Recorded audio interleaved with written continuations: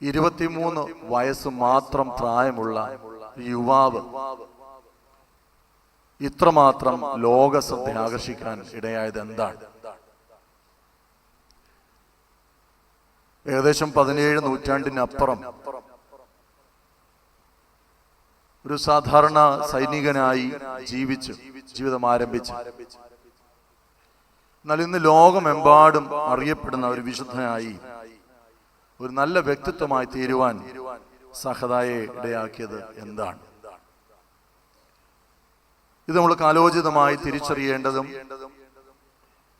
കാലികമായി ഈ സഹദ എന്ത് സന്ദേശമാണ് നമുക്ക് തരുന്നതെന്നും നാം ചിന്തിക്കേണ്ടതായിട്ടുണ്ട്. അദ്ദേഹത്തെ ജീവിതത്തെക്കുറിച്ച് നമ്മൾ ചിന്തിക്കുമ്പോൾ അദ്ദേഹം വിശ്വാസത്തിൽ പോരാടിയ ഒരു വ്യക്തിയാണ്. ഇബ്രാലേഖനം 12-ാം അധ്യായത്തിലെ 4-ാം വാക്യത്തിൽ പാപത്തോട് പോരാടിയതിനെ കുറിച്ച് പറയുന്നുണ്ട്. രണ്ടാമത് സഹദ വിശ്വാസത്തിന് വേണ്ടി പോരാടിയ ഒരു വ്യക്തിയാണ്.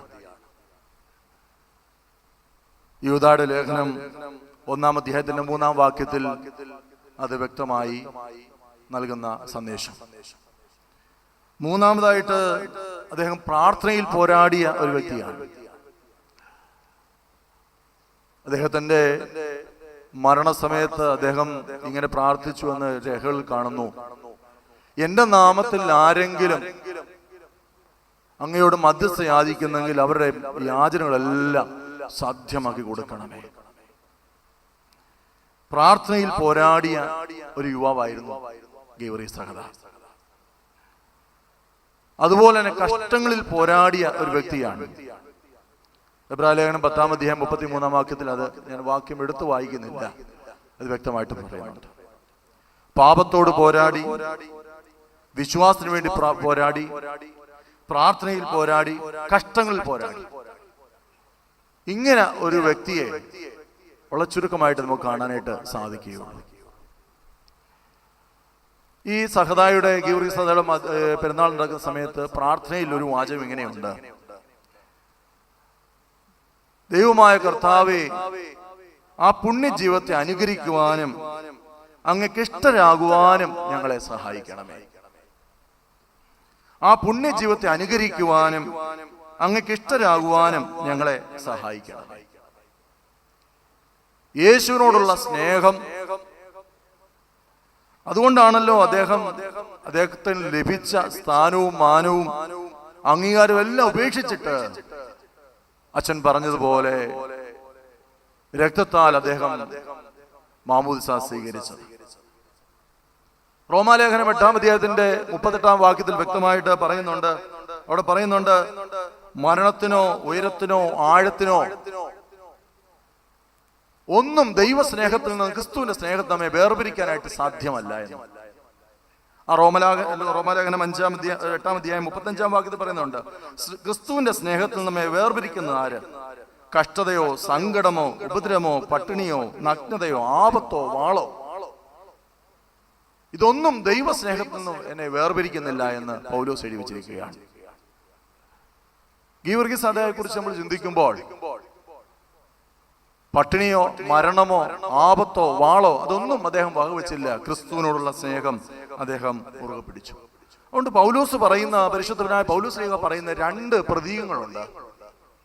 എന്താണെന്നറിയാമോ? ഒന്ന്, തീമോത്തിയോസേ, ക്രിസ്തുവിന്റെ നല്ല ഭടനായി നീയും എന്നോട് കൂടെ കഷ്ടം അനുഭവിക്കുക. അതുകൊണ്ട് ക്രിസ്തുവിന്റെ നല്ല ഭടനായി ഈ ലോകത്തിൽ ജീവിക്കുക എന്നാണ് തീമോത്തിയോസിനോട് പറയുന്നത്. അച്ഛൻ പറഞ്ഞതുപോലെ ക്രിസ്തുവിനെ നല്ല സാക്ഷിയാകാനായിട്ട് എനിക്ക് സാധിക്കുമോ? 4 സുവിശേഷങ്ങൾ വേദപുസ്തകത്തിൽ രേഖപ്പെടുത്തിയിട്ടുണ്ട്.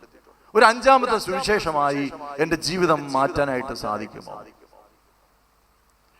പൗലോസ് പറയുന്ന മറ്റൊരു പ്രതീകം എന്താണെന്ന് ചോദിച്ചാൽ 2 കൊരിന്ത്യ ലേഖനം 3-ാം അധ്യായത്തിൽ 3-ാം വാക്യം പറയുന്നുണ്ട്: ക്രിസ്തുവിന്റെ പത്രമാകുക.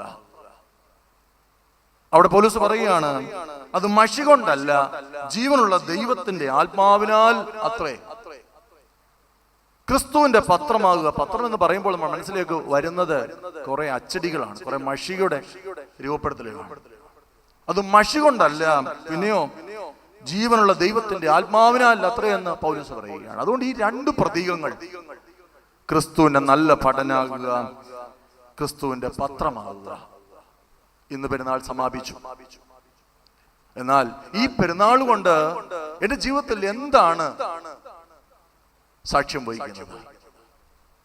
ക്രിസ്തുവിന്റെ ഒരു നല്ല ഭടനായി, നല്ല സാക്ഷിയായി തീരുവാൻ എനിക്ക് കഴിയുമോ?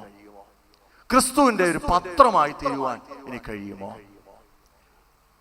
വളരെ അഭിമാനം തോന്നിയത് കഴിഞ്ഞ ദിവസം കേരളത്തിൽ അറിയപ്പെടുന്ന ഒരു മത നേതാവാണ് രാഹുൽ ഈശ്വർ.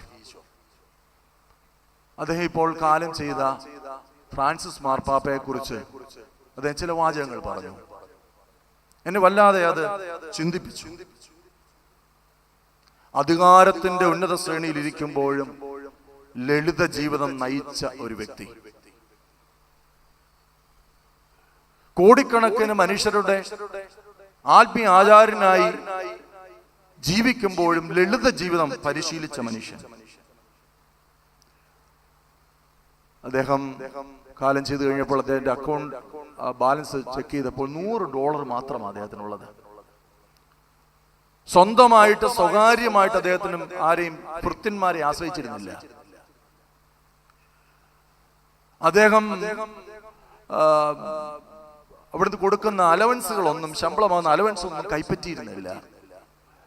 ഏകദേശം ഇന്നത്തെ കണക്കനുസരിച്ച് 28 ലക്ഷം രൂപയോളം മാർപ്പാപ്പയ്ക്ക് അലവൻസ്. അതൊന്നും അദ്ദേഹം കൈപ്പറ്റിയിരുന്നില്ല. അപ്പോൾ ഈ മനുഷ്യൻ പറയുകയാണ്, ഇതല്ലേ ക്രിസ്ത്യാനി? ഇതല്ലേ ക്രിസ്തുവിന്റെ ഒരു രൂപം, പ്രതിരൂപം എന്ന് പറയുന്നത്? ഞാനിത് പറയാൻ വേണ്ടി വന്നാൽ ഇന്നലെ ഇത് വളരെ യാദൃശ്യമായിട്ട് ഈ തോന്നിയതുകൊണ്ട് ഞാൻ പറഞ്ഞതാണ്. വേറൊരു ഉണ്ണികൃഷ്ണൻ എന്ന് പറഞ്ഞ ഒരാൾ കവിത എഴുതിയിട്ടുണ്ട് ഫ്രാൻസിസ് മാർപ്പാപ്പയെ കുറിച്ച്. ഞാൻ ഇത് പറയാൻ കാരണം ഈ അടുത്ത കാലത്ത് നമ്മുടെ കണ്ണിന് മുമ്പിൽ കൂടി മറഞ്ഞു പോയ ഒരു വ്യക്തി ആയതുകൊണ്ടാണ്. എങ്ങനെയാണ് നമുക്ക് ഇങ്ങനെ ജീവിക്കാനായിട്ട് സാധിക്കുന്നത്? അധികാരത്തിന്റെയും സമ്പത്തിന്റെയും നടുവിൽ ജീവിക്കുമ്പോഴും ഒരു ക്രിസ്തു സാക്ഷിയായി ജീവിക്കാനായിട്ട് എങ്ങനെ സാധിക്കും? അതാണ് ഇവിടെ നമുക്ക് കാണാനായിട്ട് കഴിയുന്നത്. പ്രിയപ്പെട്ടവരെ, നമ്മുടെ ഈ ഗീവർഗീസ് സഹദ ചെയ്തതായിട്ട് പറയുന്ന ഒരു അത്ഭുതം, ഒരു വലിയ സമൂഹത്തിന്, ഒരു ഗ്രാമത്തിന് ലഭിക്കേണ്ട ജലത്തിന്റെ സ്രോതസ് അടച്ചു കളഞ്ഞ ഒരു സർപ്പത്തെ അദ്ദേഹം നശിപ്പിച്ച് ആ ജലസ്രോതസ് ജനങ്ങൾക്കായിട്ട് തുറന്നു കൊടുക്കുന്നു. എന്തുകൊണ്ടാണ് ഇത് സാധ്യമായത് എന്ന് ചോദിച്ചാൽ, മനുഷ്യ സ്നേഹം, ദൈവ സ്നേഹം ഉള്ളതുകൊണ്ട് മനുഷ്യ സ്നേഹമുള്ളവനായി തീർന്നുള്ളതാണ്. ദൈവത്തോടുള്ള സ്നേഹം ഉള്ളതുകൊണ്ട്, ക്രിസ്തുവിനോടുള്ള സ്നേഹമുള്ളതുകൊണ്ട് മനുഷ്യന് ആവശ്യമായിരിക്കുന്ന ശുശ്രൂഷ, സ്നേഹം അദ്ദേഹം നിർവഹിക്കുകയാണ്. പ്രിയപ്പെട്ടവരെ, നമുക്കും ദൈവത്തോടുള്ള സ്നേഹം, ക്രിസ്തുവിനോടുള്ള സ്നേഹം മൂലം മനുഷ്യർക്ക് നന്മ ചെയ്യാനായിട്ട് സാധിക്കുമോ? അതിന് വലിയ വിദ്യാഭ്യാസം വേണമെന്നില്ല, ഒരു ക്രിസ്ത്യാനിയായി ജീവിക്കണമെന്നുമില്ല. ഞാനൊരു ചെറിയ ഉദാഹരണം പറഞ്ഞ് നിങ്ങൾക്ക് പെട്ടെന്ന് മനസ്സിലാകും. കോഴിക്കോട് കക്കോടി ഗവൺമെന്റ് സ്കൂളിലെ 2 കുട്ടികൾ ഈ അടുത്ത സമയത്തൊരു വാർത്താ പ്രാധാന്യം നേടിയിരുന്നു. ഒരു സൂര്യദേവും ഒരു സുൽത്താനും 7ാം ക്ലാസ്സിൽ പഠിക്കുന്നവരാ. ഈ സൂര്യദേവ് പഠിക്കാൻ സമർത്ഥനാണ്. പക്ഷെ അദ്ദേഹത്തിന് SMA എന്ന് പറയുന്ന രോഗം ബാധിച്ച് ശരീരം മുഴുവൻ തളർന്ന ഒരു കുട്ടിയാണ്. വീൽ ചെയറിലാണ് സ്കൂളിൽ വരുന്നത്. ഈ സൂര്യദേവ് അതേ ക്ലാസ്സിൽപ്പെട്ട ഒരു ഒരു ഹിന്ദുവാണ്. ഈ സൂര്യദേവ് ഈ സുൽത്താനെ ശുശ്രൂഷിക്കുന്ന ജോലി, രാവിലെ സ്കൂളിൽ വന്നു കഴിഞ്ഞാൽ അദ്ദേഹത്തിന് ഭക്ഷണം വാങ്ങിച്ചു, ഈ സൂര്യദേവിന് ഭക്ഷണം വാങ്ങിച്ചു കൊടുക്കുക, സൂര്യദേവനെ പ്ലേ ഗ്രൗണ്ടിൽ കൊണ്ടുപോവുക, വാഷ്റൂമിൽ കൊണ്ടുപോവുക, ഇങ്ങനെയുള്ള കാര്യങ്ങളൊക്കെയാ ഈ സൂര്യദേവിന് വേണ്ടി സുൽത്താൻ ചെയ്യുന്നത്. അപ്പോൾ അവന്റെ ടീച്ചർ ചോദിച്ചു, നീ എന്തുകൊണ്ടാ ഇങ്ങനെ ചെയ്യുന്നത്? നിന്റെ ജീവിതത്തിൽ ഏറ്റവും പ്രധാനപ്പെട്ട ജീവിതത്തിൽ ഒരു സന്തോഷം തന്നൊരു അവസരം പറയാൻ പറ്റുമോ എന്ന് ചോദിച്ചു. ഈ സൂര്യദേവ് എന്താ പറഞ്ഞു, സുൽത്താൻ എന്താ പറഞ്ഞറിയാമോ? സൂര്യദേവ് എന്ന് പറയുന്ന എന്റെ കൂട്ടുകാരനെ പരിചയപ്പെട്ടതും അവനെ ശുശ്രൂഷിക്കുന്നതുമാണ് എന്റെ ജീവിതത്തിൽ ഏറ്റവും വലിയ സന്തോഷം. അമ്മയും അച്ഛനും പറഞ്ഞു വിട്ടൊന്നുമല്ല അവൻ ചെയ്യുന്നത്. അങ്ങനെ അവൻ വെള്ളിയാഴ്ചകളിൽ ജുമാ നമസ്കാരത്തിന് പോകാതെയായി. ഈ സുൽത്താൻ ഒരു മുസ്ലിം കുട്ടിയെ സംബന്ധിച്ച്, അല്ലെങ്കിൽ മുസ്ലിമിനെ സംബന്ധിച്ചിടത്തോളം അത് വെള്ളിയാഴ്ച ഉച്ചയ്ക്കുള്ള ഉച്ച നമസ്കാരം, ജുമാ നമസ്കാരം പ്രധാനപ്പെട്ടതാണ്. അപ്പൊ ടീച്ചർ ചോദിച്ചു, നീ എന്താ ജുമാ നമസ്കാരത്തിന് പോകാത്തത്? അപ്പോ ഈ സുൽത്താൻ പറയുകയാണ്, എന്റെ സുഹൃത്ത് സൂര്യദേവനെ ശുശ്രൂഷിക്കുന്നതിനേക്കാളും വലിയൊരു നിസ്കാരമില്ല. നമ്മൾ വല്ലാതെ ചിന്തിപ്പിക്കേണ്ടതല്ലേ ഇത്? സൂര്യദേവ് ചെയ്തു കൊടുക്കുന്ന ഉപകാരം എന്ന് പറയുന്നത് മനസ്സിലാക്കാൻ പ്രയാസമുള്ള പാഠഭാഗങ്ങൾ സുൽത്താന് പഠിപ്പിച്ചു കൊടുക്കാതെ മാത്രമാണ് ചില ഈ ഇന്റർവ്യൂ സമയത്തൊക്കെ. എന്തുകൊണ്ടാണ് ഇങ്ങനെ ചെയ്യുന്നത്? ഇത് അമ്മയോ അച്ഛനോ പറഞ്ഞിട്ടല്ല. അപ്പോൾ സൂര്യദേവനോട് ചോദിച്ചു, നിനക്ക് എന്തെങ്കിലും ആഗ്രഹമുണ്ടോ? ഉണ്ട്. 10ാം ക്ലാസ് വരെ ഈ സൂര്യദേവന്റെ കൂടെ ശുശ്രൂഷിക്കണമെന്നും പഠിക്കണമെന്നും എനിക്ക് ആഗ്രഹം. ഞാൻ ചെറിയ ഉദാഹരണം പറഞ്ഞത് ഈ റിപ്പോർട്ടർ ചാനലിൽ വന്ന ഒരു വാർത്തയാണ്, വളരെ വൈറലായ ഒരു വാർത്തയാണ്. നമുക്ക് എങ്ങനെ ഈ ശുശ്രൂഷകൾ ചെയ്യാൻ പറ്റുന്നത്? ഇവിടെയാണ് നമ്മൾ ഗൗരവമായി ചിന്തിക്കേണ്ടത്. ഈ വർഷത്തെ പെരുന്നാൾ ഇപ്പോൾ സമാപനം കുറിച്ചു, കൊടിയിറക്കി. ഇന്ന് ഇപ്പോൾ ഇവിടെ വന്നിരിക്കുന്നത് ഈ പ്രദേശത്തുള്ളവർ മാത്രമല്ല, ഈ ഭാരതത്തിൽ അറിയപ്പെടുന്ന ഒരു തീർത്ഥാടന കേന്ദ്രം എന്നതിൽ പല ഭാഗത്തു നിന്നും അനേകം പേര് ഇവിടെ വന്നിട്ടുണ്ട്. ഞാൻ ഈ ദേവാലയത്തിൽ വന്നതുകൊണ്ട്, ഈ സഹതായുടെ മധ്യസ്ഥയിൽ വന്ന് പ്രാർത്ഥിച്ചുകൊണ്ട് എനിക്ക് എന്ത് മാറ്റമാണ് വരാനായിട്ട് കഴിയുന്നത്?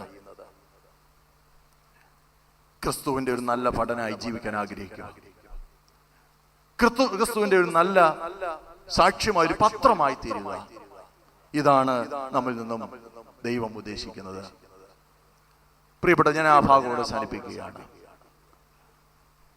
ഇന്ന് ഒരു ചെറിയ വാക്യം നിങ്ങളുടെ ശ്രദ്ധയിലേക്ക് കൊണ്ടുവരാൻ ആഗ്രഹിക്കുകയാണ്.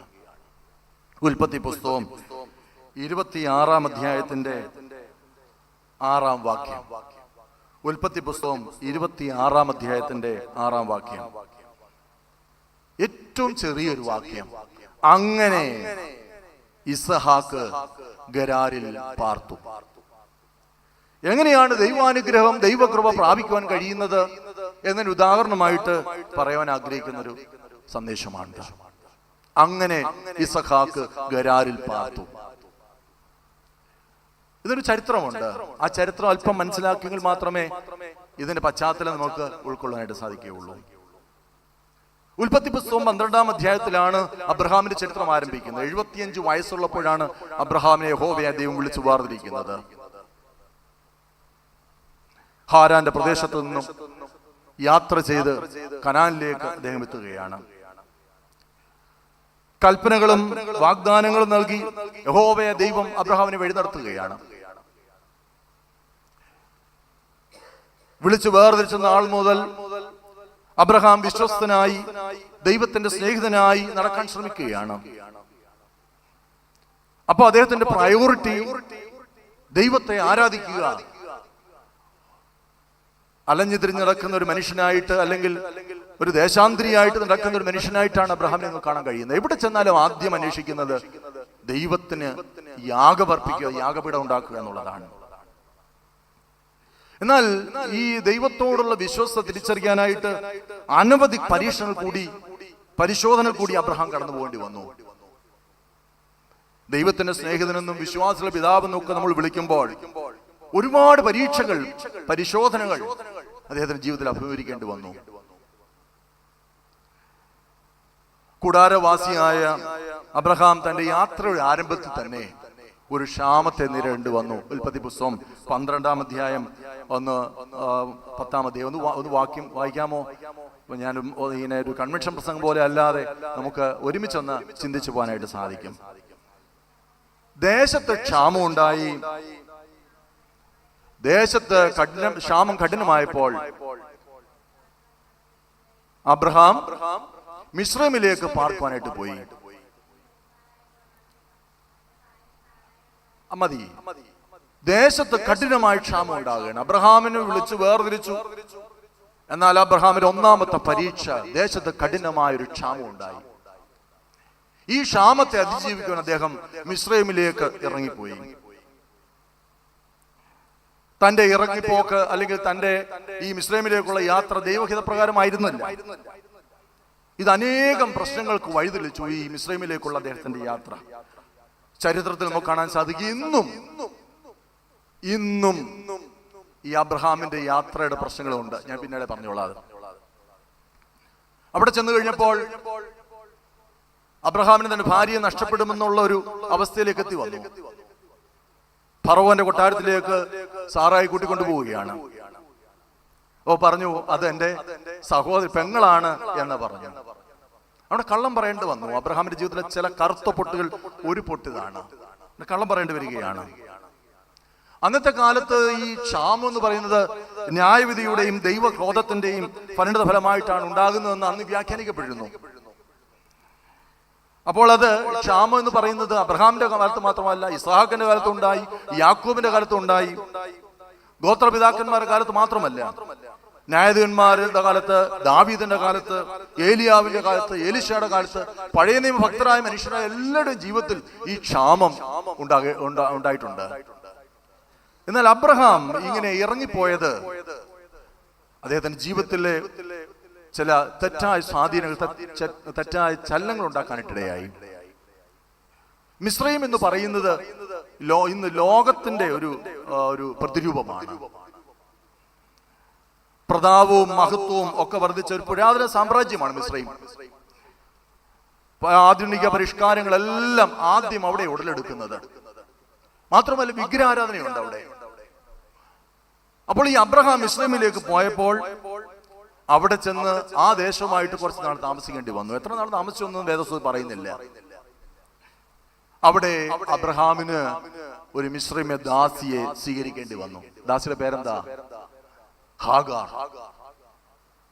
ആ മിസ്രൈമ്യ ദാസിയെ സ്വീകരിക്കേണ്ടതായിട്ട് വന്നു.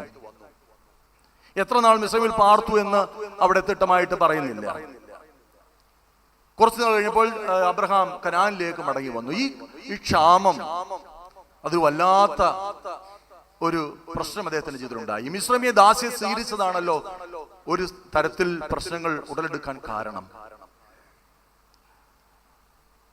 86-ാം വയസ്സിൽ അബ്രഹാം ഈ മിസ്രൈമ്യ ദാസിയായ ഹാഗാറിനെ പരിഗ്രഹിക്കുന്നു. ഒരു കുഞ്ഞ് ജനിക്കുന്നു. അവന് ഇസ്മായിൽ എന്ന പേര് ഇടുന്നു. 86-ാം വയസ്സിലാണ്. അതിനുശേഷം 14 വർഷം കഴിഞ്ഞിട്ടാണ് വാഗ്ദത്ത സന്തതിയായ ഇസ്ഹാക്ക് ജനിക്കുന്നത്. ഇസ്ഹാക്കിന്റെ ജനനത്തോടൊരു പുതിയ ചരിത്രം ആരംഭിക്കുകയാണ്. നിങ്ങളുടെ മനസ്സിൽ എപ്പോഴും ഉണ്ടാകണം, ഈ അബ്രഹാമിന്റെ കാലത്തുണ്ടായ ക്ഷാമം അദ്ദേഹത്തിന്റെ ജീവിതത്തിൽ ഉണ്ടാക്കിയ തിക്ത അനുഭവങ്ങൾ. മിസ്രൈമിലേക്ക് പോകേണ്ടി വന്നു. മിസ്രൈമ്യ ദാസിയെ സ്വീകരിക്കേണ്ടി വന്നു. കുഞ്ഞുങ്ങളില്ലാതിരുന്ന ആ സമയത്ത് സാറ അബ്രഹാമിനോട് പറഞ്ഞു, ഹാഗാറിനെ സ്വീകരിക്കാൻ പറഞ്ഞു. അങ്ങനെ ഹാഗാറിനെ സ്വീകരിക്കേണ്ടി വന്നു. ഒരു മകൻ ജനിച്ചു. അത് അറബ് ദേശത്തിന്റെയും വാഗ്ദത്ത സന്തതി ഇസ്ഹാക്ക് യഹൂദ ദേശത്തിന്റെയും പ്രതിനിധിയായി കാണുകയാണ്. നിങ്ങൾക്കറിയാമല്ലോ ചരിത്രം, നിങ്ങൾക്കറിയാം, കാലോചിതമായി ചിന്തിക്കുന്നവരാണല്ലോ. ഇന്നും ആ രണ്ട് ദേശങ്ങൾ തമ്മിലുള്ള സ്പർദ്ധ ഇന്ന് നിലനിൽക്കുകയാണ്. പിന്നീട് ചരിത്രം മുന്നോട്ട് പോവുകയാണ്. ഉൽപ്പത്തി പുസ്തകം 20-ാം അധ്യായത്തിൽ വീണ്ടും അബ്രഹാമിന് പരീക്ഷണം ഉണ്ടാകുന്നുണ്ട്. ഫെലിസ്ത്യ ദേശമായ ഗരാറിൽ പോയി അബ്രഹാം പാർക്കുന്നുണ്ട്. അവിടെയും ഈ പറഞ്ഞതുപോലെ അബീമേലെക്ക് എന്ന് പറയുന്ന ഫെലിസ്തീയ രാജാവ് കാണുന്നുണ്ട്. ഈ സാറായെ സൗന്ദര്യമുള്ളവളായിട്ട് കണ്ട് അരമനയിലേക്ക് കൂട്ടിക്കൊണ്ടു പോകുന്നുണ്ട്. അവിടെയും ഒരു പ്രശ്നം ഉണ്ടാകേണ്ടതായിട്ട് വന്നു. എന്നാൽ ഫെലിസ്ത്യ രാജാവായ അബീമേലെക്കിന് രാത്രി ദൈവം പ്രത്യക്ഷനായി, സ്വപ്നത്തിൽ പ്രത്യക്ഷനായി പറഞ്ഞു, അതൊരു ദൈവ പുരുഷന്റെ ഭാര്യയാണെന്ന് വെളിപ്പെടുത്തിയപ്പോൾ തിരിച്ചു കൊട്ടാരത്തിലേക്ക് തിരിച്ച് അബ്രഹാമിനെ തിരികെ നൽകുന്നുണ്ട്. അപ്പോൾ അബ്രഹാമിന്റെ ജീവിതത്തിൽ ഇങ്ങനെയുള്ള പല വേദനകൾ, ദുഃഖങ്ങൾ ഉണ്ടാകേണ്ടതായിട്ട് വന്നു. ഉൽപ്പത്തി പുസ്തകം 20-ാം അധ്യായത്തിൽ പറയുന്നുണ്ട്, ഈ ഗരാറിൽ പരദേശിയായിട്ട് പാർക്കുന്ന. ഈ ഗരാർ എന്ന് പറയുന്ന ദേശം കാദേശിനും ശൂര്യനും മധ്യേയുള്ള സ്ഥിതി ചെയ്യുന്ന ഒരു സ്ഥലമാണ്. വാസ്തവത്തിൽ എന്തിനാ അബ്രഹാം അവിടേക്ക് പോയെന്ന് ചോദിച്ചാൽ, അവിടെ നല്ല മേച്ചിൽ സ്ഥലമുണ്ട്, തന്റെ കന്നുകാലികൾക്ക് സമൃദ്ധിയായിട്ടുള്ള മേച്ചിൽ കിട്ടും എന്നുള്ളത് കൊണ്ടാണ് ഗരാറിലേക്ക് പോകുന്നത്. മേച്ചിൽ സ്ഥലം എന്നാണ് അതിന്റെ പേരിന്റെ അർത്ഥമെങ്കിലും അവിടുത്തെ മനുഷ്യര് ജഡീകരും ദൈവഭയമില്ലാത്തവരുമാണ്. അതുകൊണ്ട് അവിടുത്തെ വാസം അത്ര നല്ലതല്ലെന്ന് അബ്രഹാമിന് തോന്നിയിട്ടുണ്ട്. ഉൽപ്പത്തി പുസ്തകത്തിന്റെ കീ പോയിന്റ് എന്ന് പറയുന്നത് 22-ാം അധ്യായമാണ്.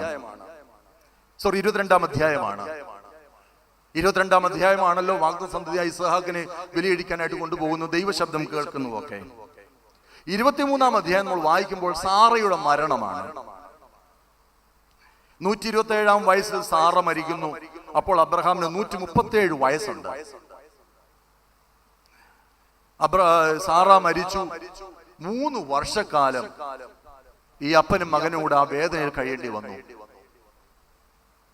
അപ്പോഴാണ് അബ്രഹാം തന്റെ വിശ്വസ്തദാസനായ എലയാസറിനെ പറഞ്ഞയക്കുന്നത്, ഈ ഇസ്ഹാക്കിന് വേണ്ടി ഒരു വധുവിനെ കണ്ടുപിടിക്കണം. അങ്ങനെ റിബേക്കയെ കണ്ടെത്തി കൊണ്ടുവരികയാണ്. അപ്പോൾ 40 വയസ്സുണ്ട്.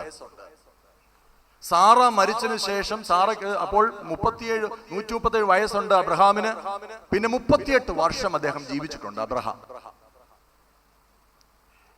ഈ സാറ റിബേക്ക വന്നപ്പോഴാണ് അവിടെ പറയുന്നുണ്ട്, ദൈവവചനം പറയുന്നുണ്ട്, റിബേക്ക വന്നപ്പോൾ അമ്മയുടെ മരണദുഃഖം ഇസ്ഹാക്കിന് മാറിപ്പോയി.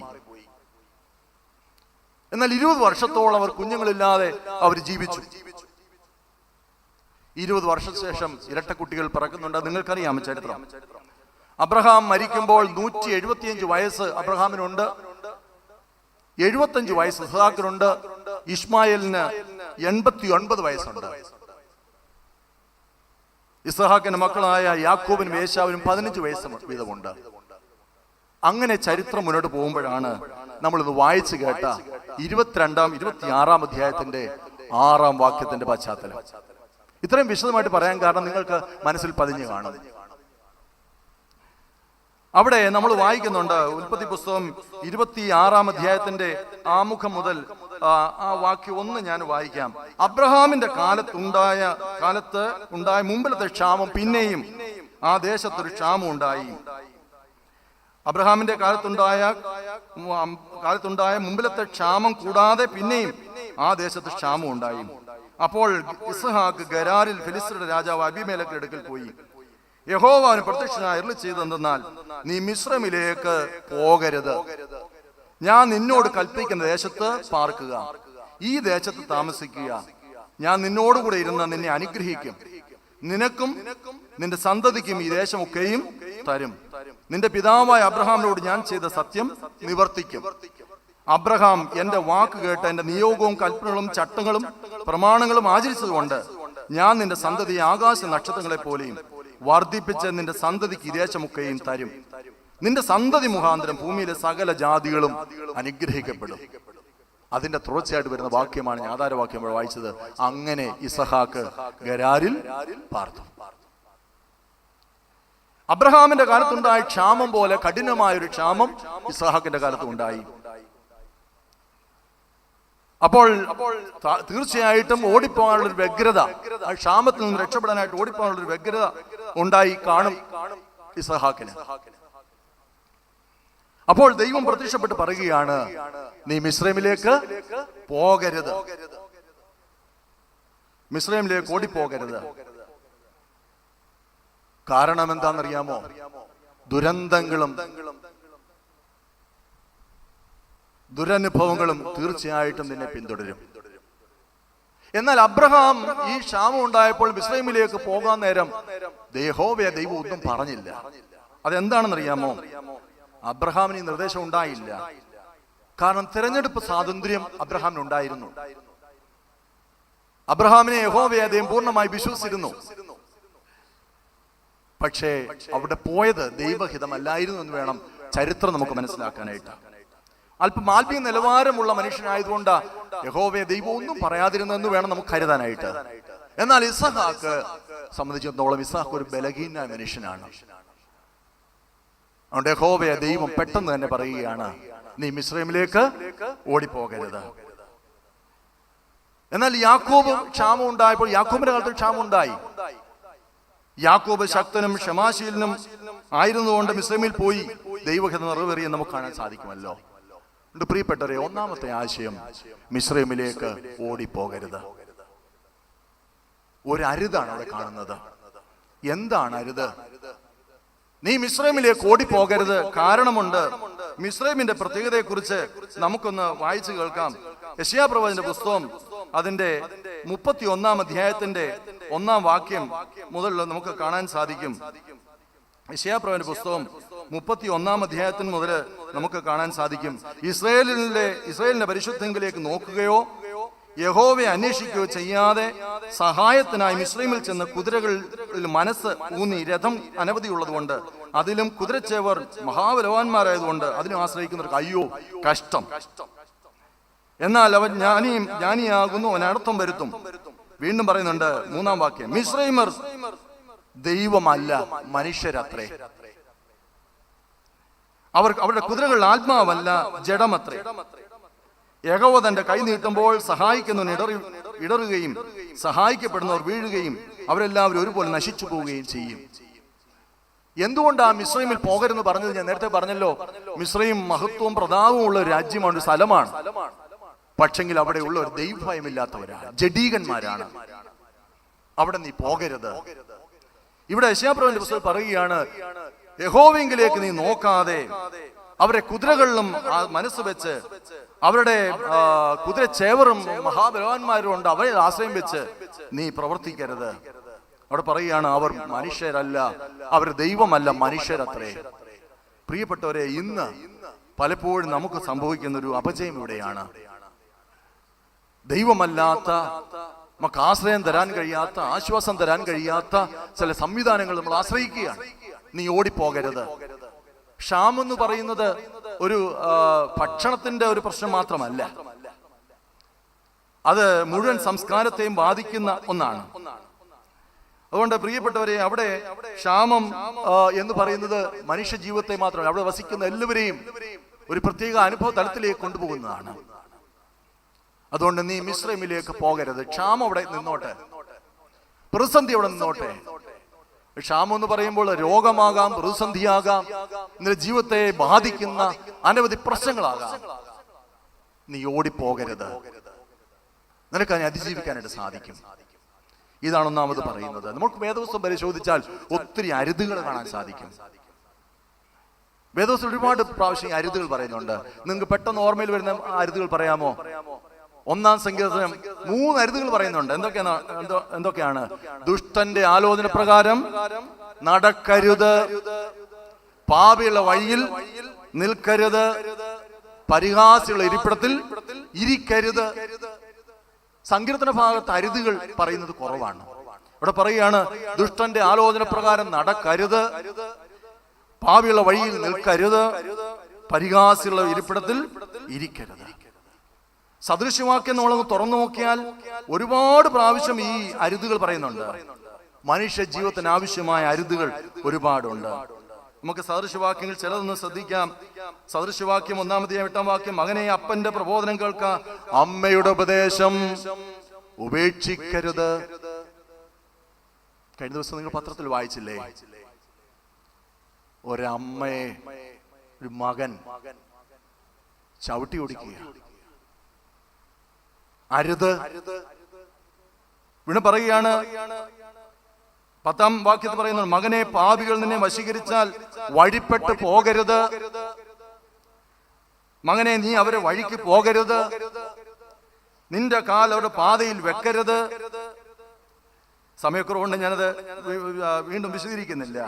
അവിടെ പറയുന്നുണ്ട്, വീണ്ടും 2-3 അധ്യായത്തിൽ പറയുന്നുണ്ട്, മകനെ ജ്ഞാനവും വകതിരിവും കാത്തുകൊള്ളുക, അവൻ ദൃഷ്ടിയിൽ നിന്നും മാറിപ്പോകരുത്. വീണ്ടും 29 വാക്യം, കൂട്ടുകാരൻ സമീപെ നിർഭയം വസിക്കുമ്പോൾ അവന്റെ നേരെ ദോഷം നിരൂപിക്കരുത്, സാഹസക്കാരനോട് നീ അസൂയപ്പെടരുത്. 4 അധ്യായത്തിന്റെ എന്റെ ഉപദേശം നിങ്ങൾ ഉപേക്ഷിക്കരുത്, ജ്ഞാനം സമ്പാദിക്കുക, വിവേകം നേടുക മറക്കരുത്, എന്റെ വചനങ്ങളെ വിട്ടുമാറരുത്, ദുർജനത്തിന്റെ വഴിയിൽ നീ നടക്കരുത്. ഇനി ഈ സദൃശ്യവാക്യം മുഴുവൻ ഈ അരുതുകളാ പറയുന്നത്. എനിക്ക് വളരെ ഇഷ്ടപ്പെട്ടൊരു വാക്യമുണ്ട്. സദൃശ്യവാക്യം 22-ാം അധ്യായത്തിന്റെ 28-ാം വാക്യം, നിന്റെ പിതാക്കന്മാർ ഇട്ടിരിക്കുന്ന അതിർ നീ മാറ്റരുത്. നിന്റെ പിതാക്കന്മാർ ഇട്ടിരിക്കുന്ന പണ്ടത്തെ അതിർ നീ മാറ്റരുത്. കോപശീലനോട് സഹിത്വമരുത്, ക്രോധമുള്ള മനുഷ്യനോട് നടക്കുകയുമരുത്, നിന്റെ ആണൻ കെണിയിൽ അകപ്പെടുവാൻ സംഗതി വരരുത്, നീ കൈയടിക്കുന്ന കൂട്ടത്തിലും കടത്തിന് ജാമ്യം നിൽക്കുന്ന കൂട്ടത്തിലും നീ ആയി പോകരുത്. പ്രിയപ്പെട്ടവരെ, ഒരുപാട് അരുതുകളെ കുറിച്ച് സദൃശവാക്യം ശലോമോൻ എഴുതി വെച്ചിട്ടുണ്ട്. ഇവിടെ പറഞ്ഞത് ഓടിപ്പോകരുത് എന്നുള്ളതാണ്. പണ്ടത്തെ പിതാക്കന്മാർ ഇട്ടിരിക്കുന്ന അതിരുകൾ നീ മാറ്റരുത്. ചില വേർതിരിവുകൾ വെച്ചിട്ടുണ്ട്. ആ വേർതിരിവുകളൊക്കെ നമ്മൾ ഇന്ന് യോജിപ്പിക്കുകയാണ് ചെയ്യുന്നത്, അത് മാറ്റുകയാണ് ചെയ്യുന്നത്. ഉൽപ്പത്തി പുസ്തകം ആരംഭത്തിൽ നമ്മൾ വായിക്കുമ്പോൾ ദൈവം വെളിച്ചവും ഇരുളും തമ്മിൽ വേർപിരിച്ചു, രണ്ടാക്കി. എന്നാൽ ഇന്ന് നമ്മൾ എന്താ ചെയ്യും ചോദിച്ചാൽ അത് രണ്ടും ഒന്നാക്കാൻ ശ്രമിക്കുകയാണ്. വിടിരിക്കുന്ന ഏറെക്കുറെ പേരും പറഞ്ഞു, ദൈവം യോജിപ്പിച്ചതിനെ മനുഷ്യൻ വേർപിരിക്കരുത്. നമ്മൾ വേർപിരിച്ചോണ്ടിരിക്കുക. കഴിഞ്ഞ ദിവസം ഒരമ്മ 45 മിനിറ്റ് എന്നോട് സംസാരിച്ചത്. കാരണമൊന്നുമില്ല. കാരണം മകൻ വിവാഹത്തിനായി നല്ല മിടുക്കനായ ഒരു വിദ്യാർത്ഥി. അവൻ പോകുന്നിടത്തെല്ലാം ടോപ്പാ. അവനൊരു പെൺകുട്ടിയെ കുറെ നാൾ അധികമായിട്ട് അവന്റെ സ്നേഹിച്ചു. 8 വർഷത്തോളം സ്നേഹിച്ചു. വിവാഹം കഴിഞ്ഞ് വളരെ ചിട്ടയായി ഭംഗിയായി ഒരു ആത്മീയ മകനാണ് ഈ കൊച്ചൻ. എനിക്കറിയാവുന്നതാണ്. 6 മാസം മാത്രം ജീവിച്ചു. അവൾ പറയുന്നത് നമുക്ക് ഫ്രണ്ട്സ് ആയിട്ട് കഴിയാം. ആ കൊച്ചൻ ഇരിക്കുകയാണ്. ഇന്നലെ എന്നോട് അമ്മ പറഞ്ഞു, അച്ഛാ ഡൈവേഴ്സിന് കൊടുത്തു, പേപ്പർ കിട്ടി. അവൾ വേറൊരു രീതിയിലാണ് ചിന്തിക്കുന്നതും ചരിക്കുന്നതും ഒക്കെ. എത്രയോ ഞങ്ങൾക്ക് അച്ഛന്മാർ എത്രയോ ഇങ്ങനെയുള്ള പ്രശ്നങ്ങൾ ഇടപെടേണ്ടതായിട്ട് വരുന്നറിയാമോ? ചില അരുതുകളുണ്ട്. ചില അരുതുകൾ മുന്നമേ ആലോചിച്ച അരുതുകൾ അത് പാലിക്കണം. ഇവിടെ പിതാക്കന്മാരിട്ടിരിക്കുന്ന അതിർ നീ മാറ്റരുത്. പല കാര്യങ്ങളും ചില അരുതുകൾ നമ്മൾ ലംഘിക്കുക. ചില ലഹരി ബന്ധങ്ങളും അങ്ങനെ തന്നെയാണ്.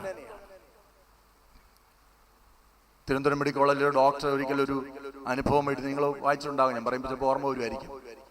അദ്ദേഹം കോഴിക്കോട് എന്തോ ഒരു ആവശ്യത്തിന് പോയിട്ട് ട്രെയിൻ കയറാനായിട്ട് സ്റ്റേഷനിലേക്ക് വന്നപ്പോൾ അവിടെ ഒരു ചെറുപ്പക്കാരൻ മുഷിഞ്ഞ വസ്ത്രം ധരിച്ച ഒരു ചെറുപ്പക്കാരൻ ഇരിക്കുന്നത് കണ്ടു. വല്ലാത്ത മുഷിഞ്ഞ വേഷം. അവന്റെ മുടിയെല്ലാം വല്ലാതെ വളർന്നു കിടക്കുന്നു. ഈ ഡോക്ടർ നോക്കിയപ്പോൾ ഒന്നും ഒരു പരിചയമുള്ള മുഖം പോലെ. ചെന്ന് അടുത്ത് നോക്കിയപ്പോഴാണ് തന്റെ സതീർത്ഥനെയാണ്, തന്റെ കൂടെ പഠിച്ചയാളാ. എന്ന ക്ലാസ്സിലെ ടോപ്പറായിരുന്നു.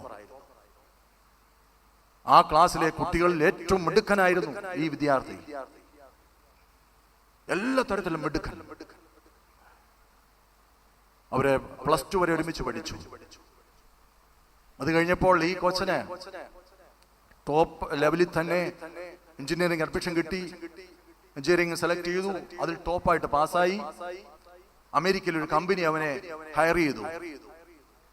നമുക്ക് ചിന്തിക്കുന്നതിനപ്പുറമുള്ള ശമ്പളമാണ് അവന് ഓഫർ ചെയ്തേക്കുന്നത്. ആ ശമ്പളവും അപ്പോഴൊക്കെ ഇവർക്ക് ആ ക്ലാസ്സിലെ ഈ ഡോക്ടർ പറയുന്നത് ആ ക്ലാസ്സിലെ ഒരു 5-മോ 6-മോ നിൽക്കുന്ന ആളാ ഞാൻ. എന്താ സംഭവിച്ചത്? അവന് ഈ അമേരിക്കയിലെ ജോലിക്ക് വേണ്ടി ട്രെയിനിങ്ങിന് പോയി. അവിടെ പല ദേശത്ത് പല രാജ്യത്തുനിന്നുള്ള കൂട്ടുകാരുണ്ടായിരുന്നു. അവൻ ആദ്യമൊന്നും ലഹരി ഉപയോഗിക്കുന്ന ആളല്ലായിരുന്നു. അപ്പോൾ അവിടെയുള്ള പെൺകുട്ടികൾ അവനെ വെല്ലുവിളിച്ചു. അവൻ ആദ്യം അത് അവരെ തൃപ്തിപ്പെടുത്താനായിട്ട്, അവരെ മുമ്പിൽ പിടിച്ചു നീക്കാനായിട്ട് അവനത് ഉപയോഗിച്ചു. പിന്നെ അഡിക്റ്റായി. അപ്പനൊരു ഉയർന്ന ഉദ്യോഗസ്ഥനാണ്. അപ്പൻ ഇവനെ കൊണ്ട് ഒരുപാട് ട്രീറ്റ്മെന്റുകൾ നടത്തി. ഒന്നും ഫലവത്തായില്ല. അവസാനം അപ്പൻ അവൻ മരിക്കാതെ തന്നെ അവന്റെ അടിയന്തരവും നടത്തി. ഈ ഡോക്ടർക്ക് തന്നെക്കോളം മിടുക്കനായി വിദ്യാർത്ഥി ഇങ്ങനെ ഇരിക്കുന്നപ്പോൾ സങ്കടം തോന്നി. അച്ഛനെ വിളിച്ചു. അവന്റെ ഈ ഇരിക്കുന്ന ചെറുപ്പക്കാരന്റെ പിതാവിനെ അറിയാം ഈ ഡോക്ടർക്ക്. അപ്പനെ വിളിച്ചു. എന്റെ പ്രിയ കുഞ്ഞെ, എന്നോട് ഈ വിവരം പറയണ്ട. അവൻ എന്റെ മനസ്സിൽ നിന്ന്, എന്റെ വീട്ടിൽ നിന്ന് മരിച്ച് അവൻ ഇറങ്ങിപ്പോയതാണ്. എവിടെ അബദ്ധം പറ്റിയത്? ചില അരുതുകൾ അവൻ ലംഘിച്ചു. ഓടിപ്പോകരുത് എന്നുള്ളത് പലപ്പോഴും പലരും ഉപദേശിച്ചിട്ടും പിന്നെയും ഓടിപ്പോകാനുള്ള പ്രവണത കാണിക്കുകയാണ്. പ്രിയപ്പെട്ടവരെ, നമ്മുടെ ജീവിതത്തിൽ പ്രതിസന്ധികളുണ്ടാവും, പ്രതികൂലങ്ങളുണ്ടാവും. പക്ഷേ ഓടിപ്പോകാൻ ശ്രമിക്കരുത്. ദാവീദ് അദ്ദേഹത്തിന്റെ ജീവിതത്തിൽ വളരെ ഒരു പ്രതിസന്ധി ഉണ്ടായി. തന്റെ മകൻ അബ്ശാലോം തനിക്കെതിരായിട്ട് നിൽക്കുകയാണ്. അഹീഥോപ്പേൽ എന്ന് പറയുന്ന മന്ത്രി തനിക്കെതിരായിട്ട് നിൽക്കുകയാണ്. എല്ലാവരും ശത്രുപക്ഷത്ത് നിന്ന് തന്നെ തുറിച്ചു നോക്കുകയാണ്. ദാവീദ് പറയുന്ന ഒരു കാര്യമുണ്ട്, 55 സങ്കീർത്തനത്തിൽ പറയുന്നത്, പ്രാവിനുള്ളതുപോലെ എനിക്ക് ചിറകുണ്ടായിരുന്നെങ്കിൽ ഞാൻ ദൂരെ പോയി വിശ്രമിക്കുമായിരുന്നു, അതെ പറന്നു പോകുമായിരുന്നു. അത്രമാത്രം കഠിനമായ മാനസികമായ വ്യതയാണ് ദാവീദ് അനുഭവിച്ചത്. സ്വന്തം മകനിൽ നിന്നും തന്റെ വിശ്വസ്തനായ മന്ത്രിമാരിൽ നിന്നും ഒക്കെ ഉണ്ടായപ്പോൾ ഓടിപ്പോകാൻ ശ്രമിക്കുകയാണ്. പ്രശ്നങ്ങൾ ഒളിച്ചോടാൻ ശ്രമിക്കുകയാണ്. ഒരു സ്വപ്നലോകം കെട്ടിപ്പടുക്കുകയാണ്. പിന്നെ അവിടെ ദാവീദിനെ കുറിച്ചല്ല. നമുക്ക് ഇന്ന് ലോകത്തിൽ അങ്ങനെയുള്ള പ്രശ്നം ഉണ്ടാകുമ്പോൾ ഒന്നീ മദ്യപാനത്തിലേക്ക് പോകും, അല്ലെങ്കിൽ ആത്മഹത്യയിലേക്ക് പോകും. 55 സങ്കീർത്തനം മനസ്സിന് വേദന ഉണ്ടാകുമ്പോൾ വായിക്കേണ്ട ഒരു സങ്കീർത്തനമാണ്. അവസാനം ദാവീദ് ഇതൊക്കെ ഇങ്ങനെ മനസ്സിൽ ആലോചിച്ചെങ്കിലും പറയുകയാണ്, ഞാനോ നിന്നിൽ ആശ്രയിക്കും. നിന്റെ ഭാരം യഹോവയുടെ മേൽ വെച്ചുകൊള്ളുക, അവൻ നിന്നെ പുലർത്തും. ഇതാണ് ദാവീദ് തരുന്ന സന്ദേശം. ഓടിപ്പോകാൻ ആഗ്രഹിച്ച പ്രാവിനുള്ളതുപോലെ ചിറകുണ്ടായിരുന്നെങ്കിൽ, അദ്ദേഹം തന്നെ പറയുന്നുണ്ട്, ഞാൻ എവിടെ പോയാലും നിന്റെ കൈ എന്നെ താങ്ങും.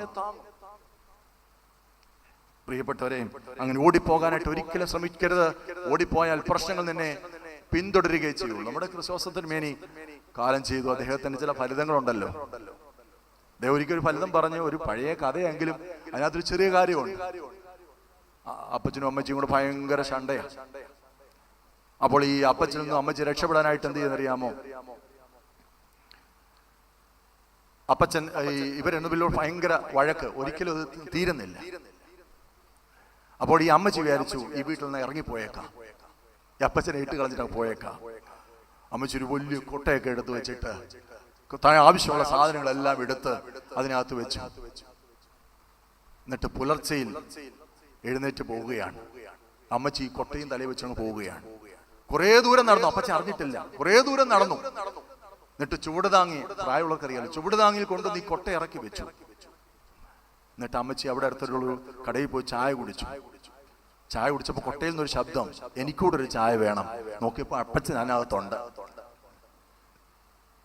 ഇതൊരു പഴയ ഒരു തമാശ. അന്ന് തിരുമേനി പറഞ്ഞപ്പോൾ അതിൻ്റെതായ പൊടിപ്പും തമ്മിലും ഒക്കെ പറയുമ്പോൾ ഇത് തന്നെ ഒരു വലിയ മോറൽ നടത്തുന്ന ഒരു ഗുണപാഠമുണ്ട്. നിന്റെ പ്രശ്നങ്ങൾ ഒളിച്ചോടാൻ ശ്രമിച്ചാൽ നിന്റെ പ്രശ്നങ്ങൾ നിന്നെ പിന്തുടരുകയേ ഉള്ളൂ. അതുകൊണ്ട് നീ ഓടിപ്പോകരുത് എന്നുള്ളതാണ് അവിടെ പറയുന്നത്. പ്രിയപ്പെട്ടവരെ, അതുകൊണ്ട് ദൈവകൃപ മറന്ന് ഓടിപ്പോകരുത്. നോഹയ്ക്ക് നമുക്കങ്ങനെ പറയാൻ പറ്റില്ലെങ്കിൽ നോഹയുടെ ജീവിതത്തിൽ സംഭവിച്ചൊരു വീഴ്ച എന്താന്ന് ചോദിച്ചാൽ, നോഹ അവർ 8 പേര് പെട്ടകത്തിൽ കയറി രക്ഷപ്പെട്ടു. അതിനുശേഷം വെള്ളം എല്ലാം ഇറങ്ങി. നോഹ കൃഷി ചെയ്തു. എന്താ ആദ്യം കൃഷി ചെയ്തത്? മുന്തിരി നന്നായിട്ടുണ്ടായി. നോഹ എന്ത് ചെയ്തു? വീഞ്ഞ് കുടിച്ച് ലക്ക് കിട്ട് കിടക്കുകയാണ്. പ്രിയപ്പെട്ടവരെ, ലഹരി പിടിച്ച് കിടക്കുകയാണ്. തന്റെ നഗ്നത മക്കൾ വന്ന് കാണുകയാണ്. അപ്പം അവരെ ശപിക്കുകയാണ്. നമുക്ക് ചിന്തിക്കാൻ പറ്റുന്ന ഒരു കാര്യം അതേ ഉള്ളൂ, ദൈവകൃപ വിട്ട് നീ ഓടിപ്പോകരുത്. ദൈവകൃപയെ നീ മറന്നു പോകരുത്. ദൈവകൃപ മറന്നുപോയാൽ എന്റെ സഹോദര സഹോദരി, നിനക്ക് മാത്രമേ തലമുറയ്ക്കത് അപജയമാണ്. ദൈവകൃപ ഒരിക്കലും മറന്നു പോകരുത്. യോനയെ യഹോവയെ ദൈവം വിളിച്ചു. യോനയെ വിളിച്ചു പറഞ്ഞു, എവിടേക്ക് പോകാനാ? നിനവിലേക്ക് പോകാൻ. എന്നാൽ അദ്ദേഹം എവിടേക്ക് ഓടിയത്? തർശീശിലേക്ക്. യോന യഥാർത്ഥത്തിൽ ഒരു ഇവാഞ്ചലിസ്റ്റ് ആയിരുന്നു. എന്താ? ദൈവത്തിന്റെ സന്ദേശം അറിയിക്കാനായിട്ടാണ് ദൈവം യോനയെ ചുമതലപ്പെടുത്തിയത്. പക്ഷെ അത് എന്തായി? ടൂറിസ്റ്റ് ആയി പോയി. ഇവാഞ്ചലിസ്റ്റ് ടൂറിസ്റ്റ് ആയിപ്പോയാൽ എങ്ങനെ ഇരിക്കും? അതാണ് യോനയുടെ അപജയം. മാറിപ്പോകരുത്. നീ വിളിക്കപ്പെട്ടിരിക്കുന്ന ജീവിതാനുഭവത്തിൽ നീ ഒരിക്കലും മാറിപ്പോകരുത്. നമുക്ക് വേദപുസ്തകം പരിശോധിച്ചാൽ, ഞാൻ പെട്ടെന്ന് പറഞ്ഞ് ആ ഭാഗം അവസാനിപ്പിക്കട്ടെ. ക്ഷാമം പലപ്പോഴും പലരെയും തളർത്തിയിട്ടുണ്ട്. എന്താണെന്നറിയാമോ? നമുക്ക് പഴയ നിയമത്തിൽ കാണാൻ സാധിക്കും, എലീമേലേക്കും നവോമിയും. അവിടെ യഹൂദ്യയിലെ ബേത്ലഹേമിൽ ക്ഷാമം ഉണ്ടായി. ന്യായാധിപന്മാർ ന്യായപാലനം ചെയ്യുന്ന കാലത്ത് ഇവിടെ ക്ഷാമം ഉണ്ടായി. എലീമേലേക്കും നവോമിയും മഹ്ലോനും കില്യോനും കൂടെ എന്ത് ചെയ്തു? അവര് യാത്ര മോവാബ് ദേശത്തേക്ക് പോവുകയാണ്. ക്ഷാമം കണ്ട് പേടിച്ചോടി പോവുകയാണ്. എന്താ സംഭവിച്ചത്? അവിടെ ചെന്ന് കഴിഞ്ഞപ്പോൾ അദ്ദേഹത്തിന്റെ എലീമേലേക്ക് മരിച്ചു. ആൺമക്കൾ രണ്ടുപേരും വിവാഹം കഴിച്ചു. ഏകദേശം 10 വർഷത്തോളം മോവാബിൽ താമസിച്ചു. ഇതിനിടയ്ക്ക് ഈ ആൺമക്കൾ രണ്ടും വിവാഹം കഴിച്ചു. അവർ രണ്ടുപേരും മഹ്ലോനും കില്യോനും മരിച്ചു. 2 മരുമക്കളോടും പൊയ്ക്കോളാൻ പറഞ്ഞു. എന്നാൽ രൂത്ത് മാത്രം കെട്ടിപ്പിടിച്ച് പറഞ്ഞു, നിന്നെ വിട്ടുപിരിവാൻ എന്നോട് പറയരുത്. ശരിക്കും പറഞ്ഞ ക്ഷാമത്തിന്റെ പരിണതഫലമാണത്. ഓടിപ്പോയതിന്റെ പരിണതഫലമാണത്. ഇവിടെ ദുരന്തമുണ്ടാകുകയാണ്. അവസാനം നവോമി തിരിച്ചു വന്നിട്ട് പറയുന്നുണ്ട്, നിങ്ങൾ ഇനി നവോമി എന്ന് വിളിക്കുക. നവോമി എന്ന വാക്കിന്റെ അർത്ഥം മൈ ഡിലൈറ്റ് എന്നാ, എന്റെ സന്തോഷം. അവിടെ തിരിച്ചു വന്നപ്പോൾ നവോമി വന്നപ്പോൾ നാട്ടുകാരെല്ലാം അവിടെ വിളിച്ചു പോയി, നമ്മുടെ നവോമി വന്നിരിക്കുന്നു. അപ്പോൾ നവോമി പറയുന്നൊരു കാര്യമുണ്ട്, നിങ്ങൾ എന്നെ നവോമി എന്ന് വിളിക്കരുത്, എന്നെ മാറ എന്ന് വിളിപ്പി. സർവശക്തൻ എന്നോട് കൈപ്പായിട്ടുള്ളത് പ്രവർത്തിച്ചിരിക്കുന്നു. ഇവിടെ പുതിയ ജീവിതം ബേത്ലഹേമിൽ വന്ന് പുതിയ ജീവിതം ആരംഭിക്കുകയാണ്. അവിടെയാണ് അത് പച്ച പിടിച്ചു വരുന്നത്. പൊയ്ക്കോട്ടെ. ക്ഷാമം പലപ്പോഴും പ്രതിസന്ധി അതിജീവിക്കാൻ ഓടുമ്പോൾ വലിയ ദുരന്തങ്ങൾ നമ്മളെ കാത്തിരിക്കുന്നുണ്ട്. മറ്റുദാഹരണോട് പറഞ്ഞാൽ, പുതിയ നിയമത്തിൽ ധൂർത്തപുത്രന്റെ ഓമയിൽ നാം കാണുന്നുണ്ട്, അപ്പന്റെ സ്നേഹത്തെ തിരിച്ചറിയാതെ അപ്പനോടൊപ്പം വസിക്കുന്നതിൽ പരാജയപ്പെട്ട് അപ്പന്റെ ഇഷ്ടമറിയാൻ മനസ്സ് വ്യഗ്രത കാണിക്കാതെ ഇറങ്ങിപ്പോകുന്നൊരു മകൻ. അപ്പനോടൊപ്പം താമസിക്കുമ്പോൾ അപ്പന്റെ സ്നേഹം എന്താണ് തിരിച്ചറിയുന്നില്ല. അപ്പനെ മനസ്സിലാക്കുന്നില്ല, അവൻ പരാജയപ്പെട്ടു പോയി. അപ്പന്റെ സ്നേഹം എന്താണെന്ന് അവൻ അറിയുന്നില്ല. അപ്പൻ നൽകിയ നന്മകളെ കുറിച്ച് അവൻ തിരിച്ചറിയുന്നില്ല. അവന് എല്ലാ സമ്പാദ്യവുമായിട്ട് ദൂരദേശത്ത് പോയി, സമ്പാദ്യങ്ങളെല്ലാം തീർന്നു. അവിടെ പറയുന്ന ഒരു കാര്യമുണ്ട്, ദേശത്ത് കഠിനമായ ക്ഷാമം ഉണ്ടായി. ആ ദേശത്ത് കഠിനമായ ക്ഷാമം ഉണ്ടായപ്പോൾ അവൻ എന്താ ചെയ്തതെന്ന് നമുക്കവിടെ വായിക്കാൻ സാധിക്കും. അവൻ ആ ദേശത്തിലെ പൗരന്മാർ ഒരാളെ പോയി ആശ്രയിച്ചു. അവിടെ ആ പൗരൻ ഒരു ജോലി കൊടുത്തു. എന്താ ജോലി? പന്നികളെ മേയ്ക്കുന്ന ജോലി. കേൾക്കണോ? വെറുക്കപ്പെട്ട ജോലി, വെറുക്കപ്പെട്ട ഭക്ഷണം, വെറുക്കപ്പെട്ട താമസം, വെറുക്കപ്പെട്ട ജോലി ചെയ്യുകയാണ് ഇവൻ. ഇവിടെ അപ്പനോടൊപ്പം കഴിയുമ്പോൾ അപ്പന്റെ ഭൃത്യന്മാർ ഒത്തിരി പേരുണ്ട്, അവർ ജോലി ചെയ്തോളും, കാര്യങ്ങളെല്ലാം കോർഡിനേറ്റ് ചെയ്താൽ മതി. ഒരു അസിസ്റ്റന്റ് മാനേജർ ജോലി മാത്രമേ ഉള്ളൂ. അപ്പൻ അതുപോലെ സ്നേഹിക്കുന്നത്, അപ്പന്റെ സ്നേഹം എന്താണെന്ന് തിരിച്ചറിയാതെ അവൻ ഓടിപ്പോയി. ഇപ്പം അവിടെ സുന്ദരമായിട്ട് ജീവിച്ചുകൊണ്ടിരുന്ന മകൻ അവിടെ പോയി വെറുക്കപ്പെട്ട ജോലി ചെയ്യുകയാണ്, പന്നികളെ മേയ്ക്കുന്ന ജോലി. ഭക്ഷണം എന്താ? വെറുക്കപ്പെട്ട ഭക്ഷണം. പന്നി തിന്നുന്ന വാള വരെ കൊണ്ട് അവൻ വയറ് നിറപ്പാൻ ആഗ്രഹിച്ചു, എങ്കിലും അത് ലഭിച്ചില്ല. മൂന്നാമത് വെറുക്കപ്പെട്ട താമസം. അവൻ എവിടെയാ താമസിക്കുന്നത്? അവൻ പന്നികളോടൊപ്പം സഹവസിക്കുകയാണ്. അവന്റെ വസ്ത്രമെല്ലാം കീറി, അവന്റെ വസ്ത്രമെല്ലാം പഴുകി, അവന്റെ താടി രോമങ്ങൾ നീണ്ടു വളർന്നു, ഒരു വികൃത രൂപിയായി അവൻ തീരുകയാണ്. എപ്പോഴാണോ അപ്പന്റെ സ്നേഹത്തിലേക്ക് അവൻ തിരിച്ചു വരുന്നത്, അപ്പോഴാണ് അവൻ ചേഞ്ച് ഉണ്ടാകുന്നത്. ഈ ആട് ജീവിതം എന്ന് പറയുന്ന ബെന്യാമിന്റെ നോവല് സിനിമയിൽ അതിനകത്ത് ആ ചെറുപ്പക്കാരനെ കാണുമ്പോൾ വളരെ സുന്ദരരൂപിയായ, ചെറുപ്പക്കാർക്ക് ഇഷ്ടപ്പെട്ട പൃഥ്വിരാജ് എന്ന് പറയുന്ന സിനിമാ നടൻ അതിനകത്ത് വേഷമിട്ട് കാണുമ്പോൾ ചങ്ക് പിടിഞ്ഞു പോകും. എന്തുകൊണ്ടാണെന്നറിയാമോ? വെറുക്കപ്പെട്ട ജോലി, വെറുക്കപ്പെട്ട ഭക്ഷണം, വെറുക്കപ്പെട്ട താമസം. അവൻ ജീവിക്കാൻ വേണ്ടി ചെയ്യുന്നതാണ്. നജീബ് അങ്ങനെ ചെയ്തതാണ്. പക്ഷെങ്കിൽ അവനെ വികൃത രൂപിയായി അവൻ തീരുകയാണ്. അതുകൊണ്ട് പ്രിയപ്പെട്ടവരെയും, അതുകൊണ്ട് മരിപ്പാൻ ആഗ്രഹിക്കുന്ന ആ ആളിനെ നമുക്ക് അവിടെ കാണാനായിട്ട് സാധിക്കും. പ്രിയപ്പെട്ടവരെ, അതുകൊണ്ട് ഞാൻ ആ ഭാവം അവസാനിപ്പിക്കട്ടെ. ഒന്നാമത് ഞാൻ പറഞ്ഞത്, മിസ്രൈമിലേക്ക് ഓടിപ്പോകരുത്. ചില അരുതുകൾ നമ്മുടെ ജീവിതത്തിൽ തന്നിട്ടുണ്ട്. ആ അരുതുകൾ തീർച്ചയായിട്ടും പാലിച്ചിരിക്കണം. അത് സഭയായി, നിയമങ്ങളായി, ഈ സമൂഹത്തിന്റെ നിയമങ്ങളായി ചില അരുതുകൾ നമുക്കുണ്ട്. ദൈവം യോജിപ്പിച്ചത് മനുഷ്യൻ വേർപിരിക്കും, ദൈവം വേർപിരിച്ചത് മനുഷ്യൻ യോജിപ്പിക്കുകയും ചെയ്യുന്നുള്ളതാണ്.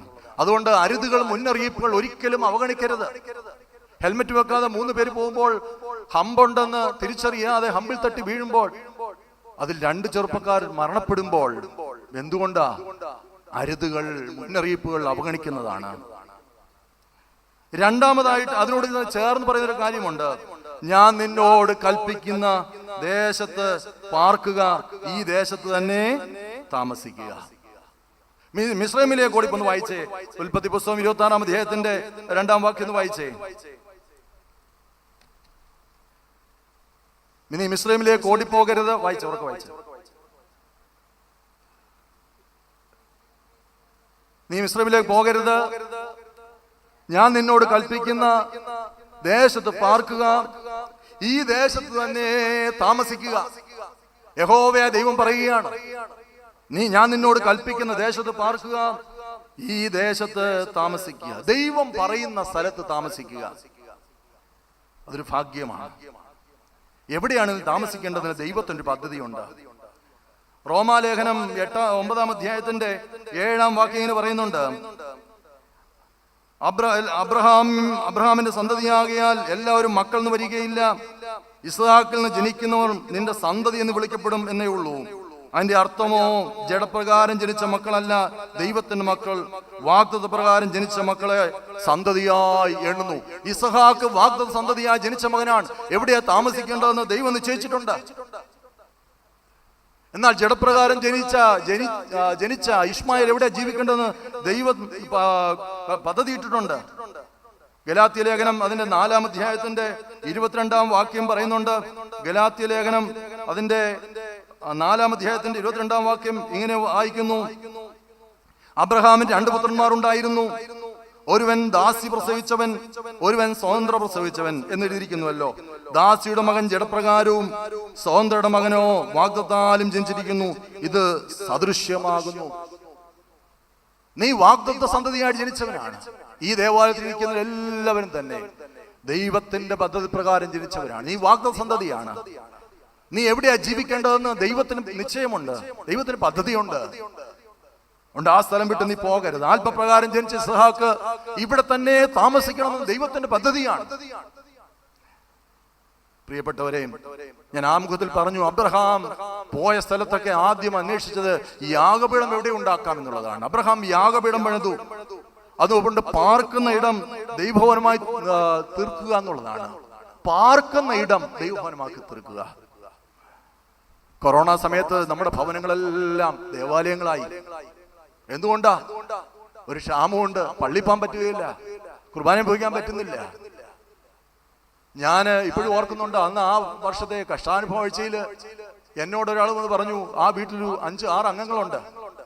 ദുഃഖവെള്ളിയാഴ്ച വൈകിട്ട് എന്നോട് വന്ന് പറഞ്ഞു, പള്ളിയിൽ ഞാനുണ്ട്. എന്നോട് പറയുകയായിരുന്നു, അച്ഛാ, ഞങ്ങളെല്ലാവരും രാവിലെ പള്ളി വരാനുള്ളതുപോലെ കുളിച്ചൊരുങ്ങി വലിയ പായിട്ടിട്ട് ഞങ്ങളുടെ TV ഓണാക്കി പരിമലയിലെ ശുശ്രൂഷ കാണുകയായിരുന്നു. അതിൽ കുമ്പിടുമ്പോൾ ഞങ്ങളും കുമ്പിടും. അതിന്റെ പ്രസംഗം ഞങ്ങൾ വെള്ളം കുടിക്കാൻ പോലും എഴുന്നേറ്റില്ല. അവസാനം എന്റെ ഭാര്യ വെളുപ്പിനെ എഴുന്നേറ്റ് കഞ്ഞിയൊക്കെ വെച്ചിരുന്നു. ദുഃഖവെള്ളിയാഴ്ച ശുശ്രൂഷ എല്ലാം കഴിഞ്ഞിട്ട് ഞങ്ങൾ എല്ലാവരും പോയി കഞ്ഞി കുടിച്ചു. ആ കഞ്ഞിക്ക് പള്ളിയിലെ കഞ്ഞിയുടെ രുചിയായിരുന്നു. നമ്മുടെ ഭവനങ്ങൾ ദേവാലയമാകണം.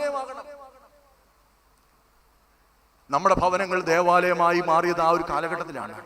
പള്ളിയിൽ പോകാനായിട്ട് നമുക്ക് സാവകാശമില്ല, അല്ലെങ്കിൽ അതിനുള്ള അനുവാദമില്ല.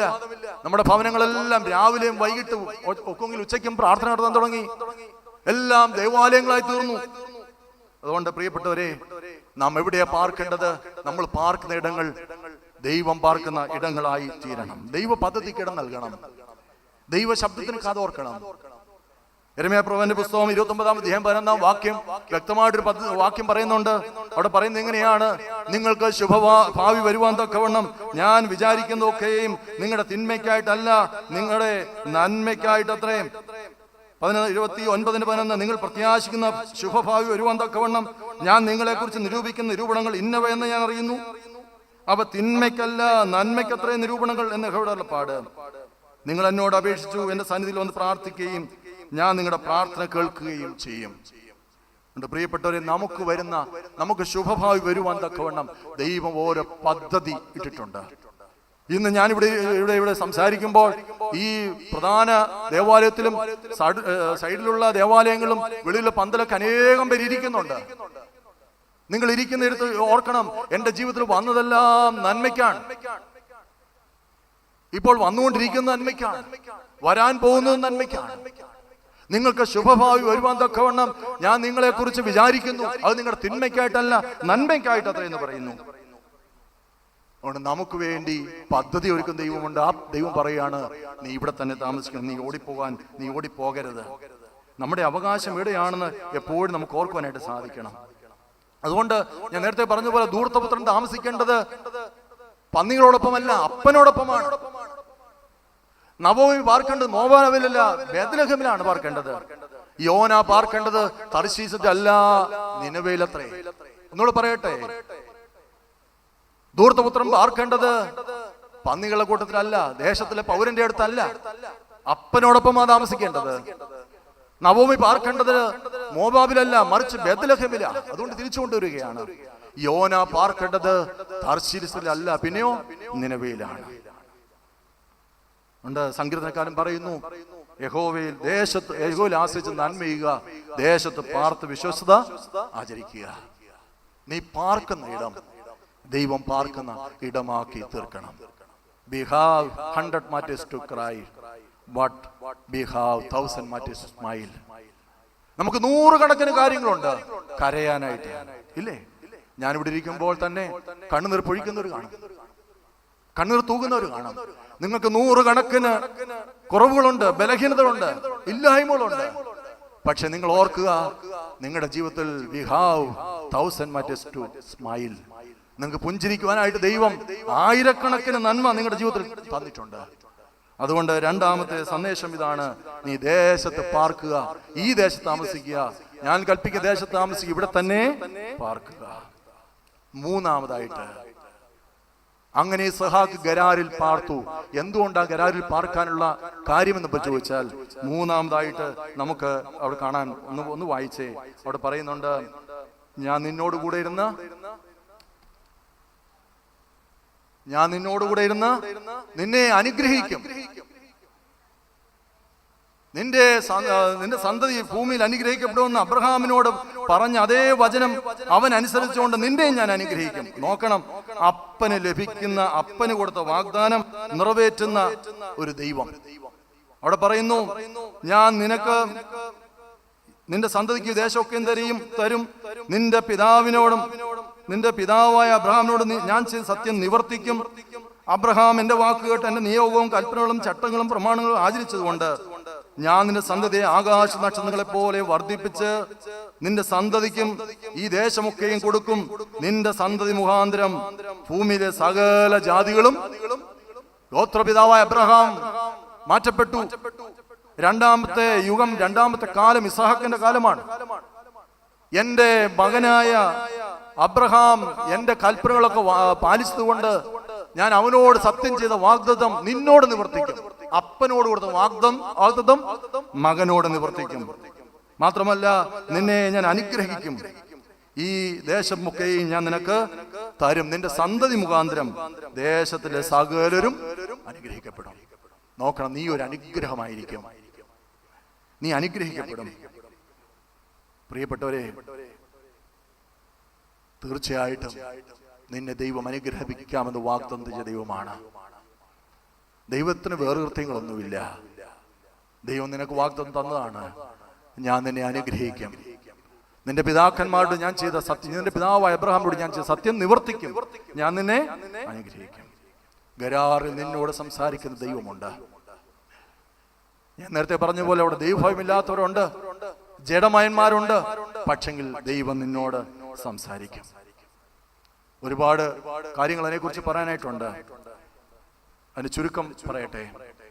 നമുക്ക് കാണാം, അപ്പോസ്തല പ്രവൃത്തി 16-ാം അധ്യായത്തിൽ കാരാഗൃഹ നടുവിൽ പൗലോസും ശീലാസും ബന്ധിക്കപ്പെട്ടവരായി. കൈകളും കാലുകളും ആമത്തിലിട്ട് പൂട്ടി, കൈകൾ ചങ്ങലയാൾ ബന്ധിക്കപ്പെട്ട കാലാമത്തിലിട്ട് പൂട്ടി ബന്ധനത്തിൽ കിടക്കുന്ന പൗലോസും ശീലാസും അവിടെ അപ്പോസ്തല പ്രവൃത്തി 16-ാം അധ്യായത്തിന്റെ 25-ാം വാക്യമാണെന്ന് തോന്നുന്നു. അവിടെ പറയുന്നു, അർദ്ധരാത്രിക്കോ പൗലോസും ശിലാസും പ്രാർത്ഥിച്ചുകൊണ്ടിരുന്നു. അവിടെ ചങ്ങലകൾ ഉള്ളിൽ കിടക്കുന്ന പൗലോസും ശീലാസും. ഉടനെ ഒരു ഭൂകമ്പം ഉണ്ടായി. കാരാഗ്രഹത്തിന്റെ അടിസ്ഥാനങ്ങൾ കുലുങ്ങി. ചങ്ങലക്കാർ എല്ലാം ഓടിപ്പോയി കളഞ്ഞു. നീ ചങ്ങലയിലായിരിക്കുമ്പോൾ നിന്നോട് സംസാരിക്കുന്ന ദൈവമുണ്ട്. പൗലോസും ശീലാസും ബന്ധനത്തിനായി വളരെ മാനസിക വിഷമത്തിൽ കിടക്കുകയാണ്. മാനസിക വിഷമം മാത്രമല്ല, ശരീരമാസകല മുറിവുകളാണ്. തലേ ദിവസം ചന്തസ്ഥലത്ത് വെച്ച് കോൽ കൊണ്ട് അടിയേറ്റതാണ്. ദേശമാസകല മുറിവാണ്. വസ്ത്രങ്ങൾ അവർ പറിച്ചൊഴിഞ്ഞെടുത്തു. അർദ്ധനഗ്നരായിട്ടാണ് ഇപ്പോൾ കാരാഗ്രഹത്തിൽ കിടക്കുന്നത്. കുടിക്കുവാൻ ജലമില്ല, ഭക്ഷണം കഴിക്കാൻ ഭക്ഷണമില്ല. ആ അവസ്ഥയിലും കാരാഗ്രഹത്തിൽ കിടക്കുന്ന സമയത്തും അവിടെ നമുക്ക് കാണാൻ സാധിക്കും. അവിടെ പറയുകയാണ്, അവര് പെട്ടെന്ന് ഒരു ഭൂകമ്പം ഉണ്ടായി. അവർ ആരാധിച്ചുകൊണ്ടിരുന്നപ്പോൾ ഭൂകമ്പം ഉണ്ടായി. ചങ്ങലക്കാരെല്ലാം ഓടിപ്പോയി കളഞ്ഞു. ആ കാരാഗ്രഹ പ്രമാണി വിചാരിച്ചു ഇവര് ഓടിപ്പോയി കളഞ്ഞു എന്ന് വിചാരിച്ചിട്ട് പറയുകയാണ്, നിനക്കൊരു ദോഷവും ചെയ്ത് ഞങ്ങൾ ഇവിടെ തന്നെയുണ്ട്. പ്രിയപ്പെട്ടവരെയും, കാരാഗ്രഹത്തിലായിരിക്കുമ്പോൾ, നീ ബന്ധനത്തിലായി കിടക്കുമ്പോൾ നിന്നോട് സംസാരിക്കുന്ന ദൈവമുണ്ട്. ഗരാറിൽ അത് തന്നെയാണ് കാണുന്നത്. നമുക്ക് വീണ്ടും കാണാൻ സാധിക്കും. അപ്പോസ്തല പ്രവൃത്തി 12-ാം അധ്യായത്തിൽ പത്രോസ് കാരാഗ്രഹത്തിൽ കിടക്കുമ്പോൾ പത്രോസിനെ കാക്കാനായിട്ട് നന്നാല് ചേവറുള്ള 4 കൂട്ടം, അപ്പൊ ഏകദേശം 16 പേര് പത്രോസിനെ സൂക്ഷിക്കുകയാണ്. പെസഹ കഴിഞ്ഞ് പിറ്റേ ദിവസം ഹാജരാക്കാനായിട്ട്, വിസ്താരം ചെയ്യാനായിട്ട് ഹാജരാക്കാനായിട്ട് കൊണ്ടുപോവുകയാണ്. എന്നാൽ ആ രാത്രിയിൽ ആ കടുത്ത സൈനിക വലയത്തിനുള്ളിൽ ദൈവത്തിന്റെ ദൂതൻ കടന്നെന്ന് പറയുകയാണ്, പത്രോസേ നീ എഴുന്നേൽക്കുക. ആ കയ്യിൽ നിന്ന് ചങ്ങല അഴിഞ്ഞു വീണു. പത്രോസെ നടത്തിക്കൊണ്ടുപോവുകയാണ്. പ്രിയപ്പെട്ടവർ, എത്ര കാവൽ കാത്തു കിടന്നാലും നിന്നോട് സംസാരിക്കുന്ന ദൈവമുണ്ട്.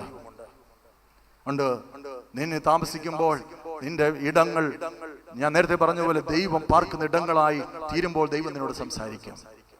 ഗുരു സംസാരിച്ച ഭവനങ്ങളെ കുറിച്ച് അറിയാമോ? ഒന്ന് സക്കായിയുടെ ഭവനത്തിലാണ്.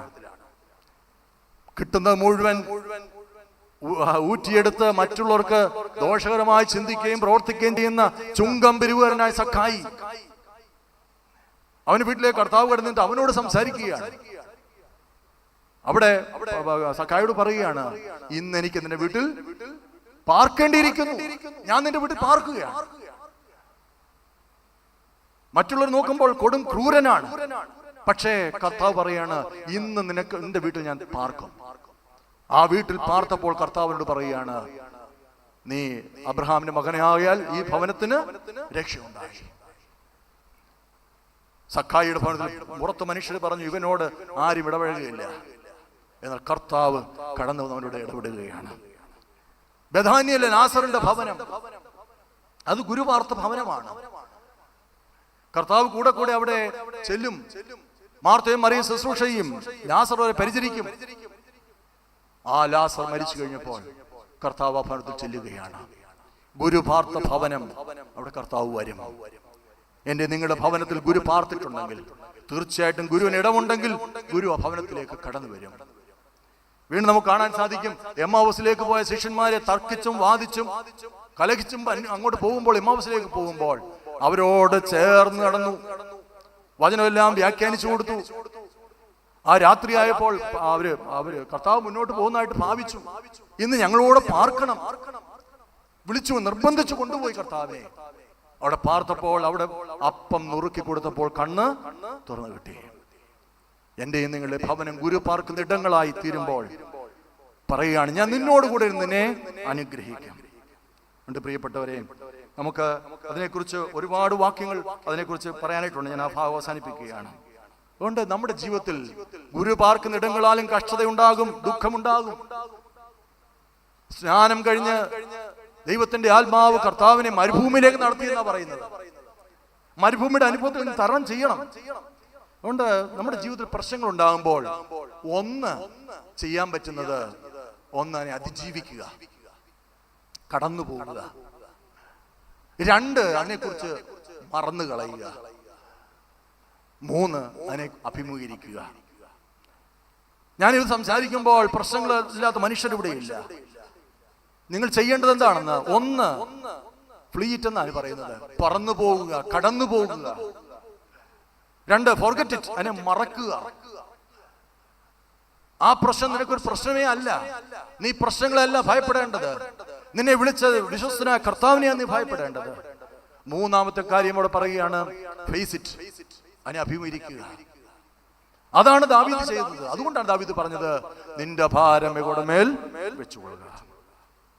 പ്രിയപ്പെട്ടവരെ, ഞാൻ നിന്നോട് കൂടെ ഇരുന്ന് നിന്നെ അനുഗ്രഹിക്കും. ഇത് ഒരു മനുഷ്യന്റെ വാക്കല്ല, ഇത് സാക്ഷാൽ യഹോവയായ ദൈവത്തിന്റെ വാക്കാണ്, വിളിച്ചവന്റെ വാക്കാണ്, വേർതിരിച്ചവന്റെ വാക്കാണ്. ഞാൻ നിന്നോട് കൂടെ ഇരുന്ന് നിന്നെ അനുഗ്രഹിക്കും. ബേർശേബ മരുഭൂമിയിൽ ഹാഗാർ നിലവിളിച്ചു.